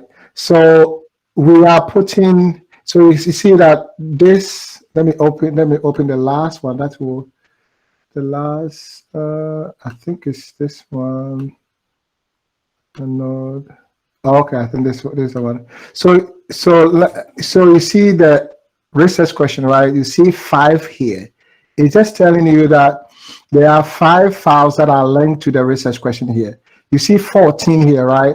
There are 14 significant information that are linked to this research question, right? Why did it come up that way? Because the system add everything up here, right? So it aggregates all the information here, the number of significant information, and then it add everything up to 14. Here it aggregates we have 5 participants, right? So it's just saying that the number of participants that are linked to this research question is 5, right? So it adds everything up. So let me show you something quickly. Imagine I uncheck this one and see what will happen. There is 0 here. It doesn't. So this means that I didn't add everything up, right? Sometimes it's good to know the number of significant information connected to this question, or the number of significant information connected to a specific theme, right? Because it gives you an idea how dominant the theme is. If you have a lot of significant information connected to a specific theme, you can see that, oh, people are really making reference to this one. So it's always good to check the aggregate. So you go here. If you forget checking, you go to node properties and then check that, and then click on OK. Okay, great. And one last question. Can we select same statement in 2 or more subnodes also, Philip, or not? Yes, you can do that. You can do that. So sometimes you realize the statement can be put into this one, and I can put to another one. You can do that. You can drop it into both. Okay, fine. Thank you, Philip. Now I have to really tell you that it was, I can see your patience answering, first of all, explaining the steps for us, and later on, the way you have really explained each and every question that we have got. You know, Yeah, so I think the other one, the one that you said you're gonna email me, maybe give it to me again and see what I can address. Maybe I have to, right away, you want Yes, to you? yeah. Minutes. So, I'll just read the entire question slowly. yes. That I'm able to understand. The question is, the example we have worked on is based on deductive approach, isn't it? That is the answer you have given, yes. Yes, yeah. So it was the example that we work on is inductive approach. Okay, not the deductive. Thank you. Now, the second part of the question is, in case of grounded theory or inductive problems, where do we place the research questions, or they come up during data collection itself, or is it at the later stage? Oh, okay. So normally you create a research question before you collect your data, right? So you should have your research, because your research question even inform you the kind of approach that you want to use, right? But sometimes there are some researchers, there are some qualitative researchers who do exploratory study, right? They start with a problem and then they just go where the data is taking them. So they make up questions as they are going on. But when you're doing a research with time limit and then limited resources, you don't want to go explore without having a research question, because you will spend years doing something, right? So normally, if you want to do a study, have your research question, let your research question inform the approach. So if your approach is granite theory, then you can, develop a theory to help you to address the question that you have. Right. And do we still create containers in such scenarios? Yes, you create containers, and you have to move to another stage by doing, we call it a constant comparative analysis, right? And I think, when I'll even show my granite theory presentation link to you right now, but I just want to explain. So when you use in vivo to develop the themes and you are doing a granite theory, you have the last step that you have to follow. The last step is to look into the connections between the themes, because without knowing the connection, you cannot develop a theory, right? So find out the connection between the themes, and then based on that, you can also come up with a theory or a proposed theory. And sometimes you have to go back to participants and interview them to get more information, to try to compare the information that you have with the proposed theory and see whether the proposed theory reflects the data that you have. So that's another step that you don't do it in vivo, you do it outside in vivo. So let me send you quickly my presentation on granite theory. Link, okay, I think it's slide share. When you go to slide share.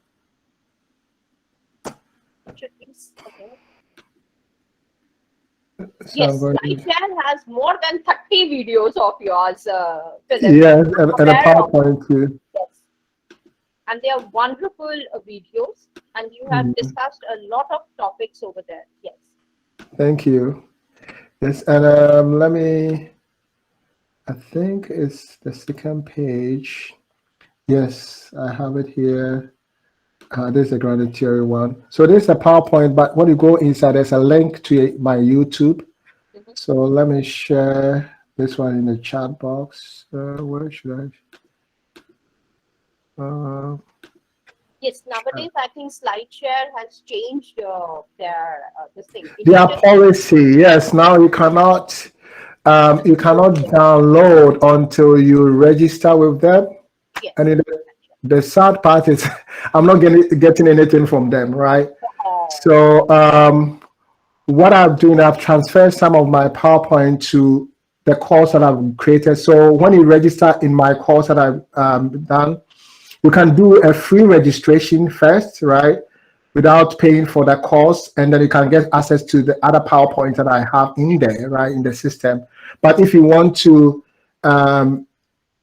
pay for, if you want to do the course that I'm talking about, the qualitative analysis, you have to pay for it. But you can register and get access to some of the PowerPoint that I have there that you cannot get it from SlideShare. One can watch them, but they cannot download them. Yes, for the PowerPoint in SlideShare, I have some of them in the course there, so they can download the course. So when you go to my course, let me go there right now. Course, let me go to Center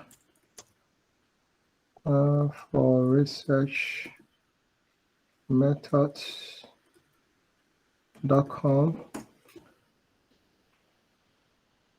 So when you go to Masterclass, and then you click on this one, it will take you to the course. And then when you click on here, you want to review some of the presentation, right?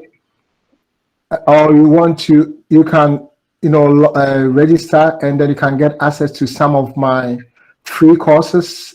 It's not video; they are PowerPoint that I've transferred from LinkedIn, from SlideShare.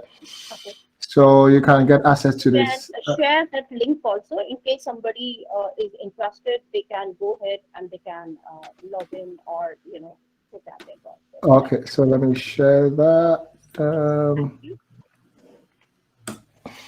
Okay. Yes, thank you. I think, Philip, this gives them a lot of leverage to learn so much about qualitative research, and that's why it's been a true masterclass for us. And I really hold my hands and thank you that yes, on this Fires Day, you have been able to give us so much of information about qualitative research, number one. Number two, how to work upon in vivo.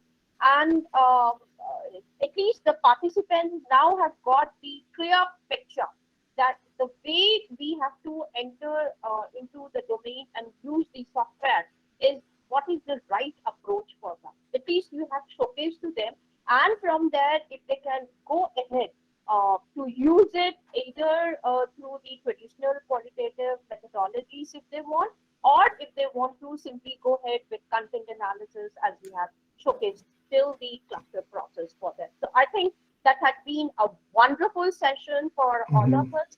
And once again, I can only thank you. And as I had been learning today also, I would say past 2 years, your book is still on my table. So, whenever I'm doing some kind of an analysis on in vivo, I usually refer to your book also, something like that. And some of your videos. SlideShare very recently has done that earlier. I had watched around 32 videos of yours on yes, SlideShare. And only 3 of them I did not, wherein you were introducing your book. That was one. Second, video which showcases your contact details. I did not see that one. And the last, yes, the rest of it, definitely, yes, it's been a lovely journey for me. And I think all the participants who had raised the questions and the way they have thanked you here, I can see some of them saying that this has been the best masterclass session for them.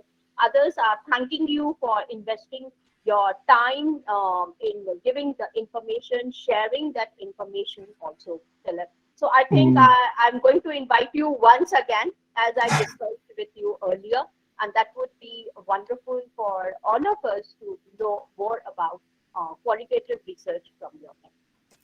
Yes, so yes, I'll be happy to come back again. And also thank you so much for the opportunity to also speak to your audience. And it was wonderful sharing what I know. And I really appreciate also your time and also the opportunity to have a conversation with your audience. And so thank you. So we Amani. can make our session right now. Yeah. Okay. Thank you, Philip. Take care. So, Bye. you too. Bye. Thank you. Okay, so thank you, all of you. I think it has been a lovely opportunity for all of us to learn from him. As I told you, he is a true master in this. And today, at least, some of you have got the glimpse of working correctly. The initial point of working, through the software he has showed to you. And, his book is there, which I have already shared his book in the initial folder on qualitative research. Just have a look into it. 2 PDFs are there for his book, and you can have a look. If you really want to be serious with NVivo, open his book, which has been there, and see chapter by chapter. He has the knowledge about the dichotomies, he knows about the philosophical approaches or the assumptions, and he knows the schools also very well.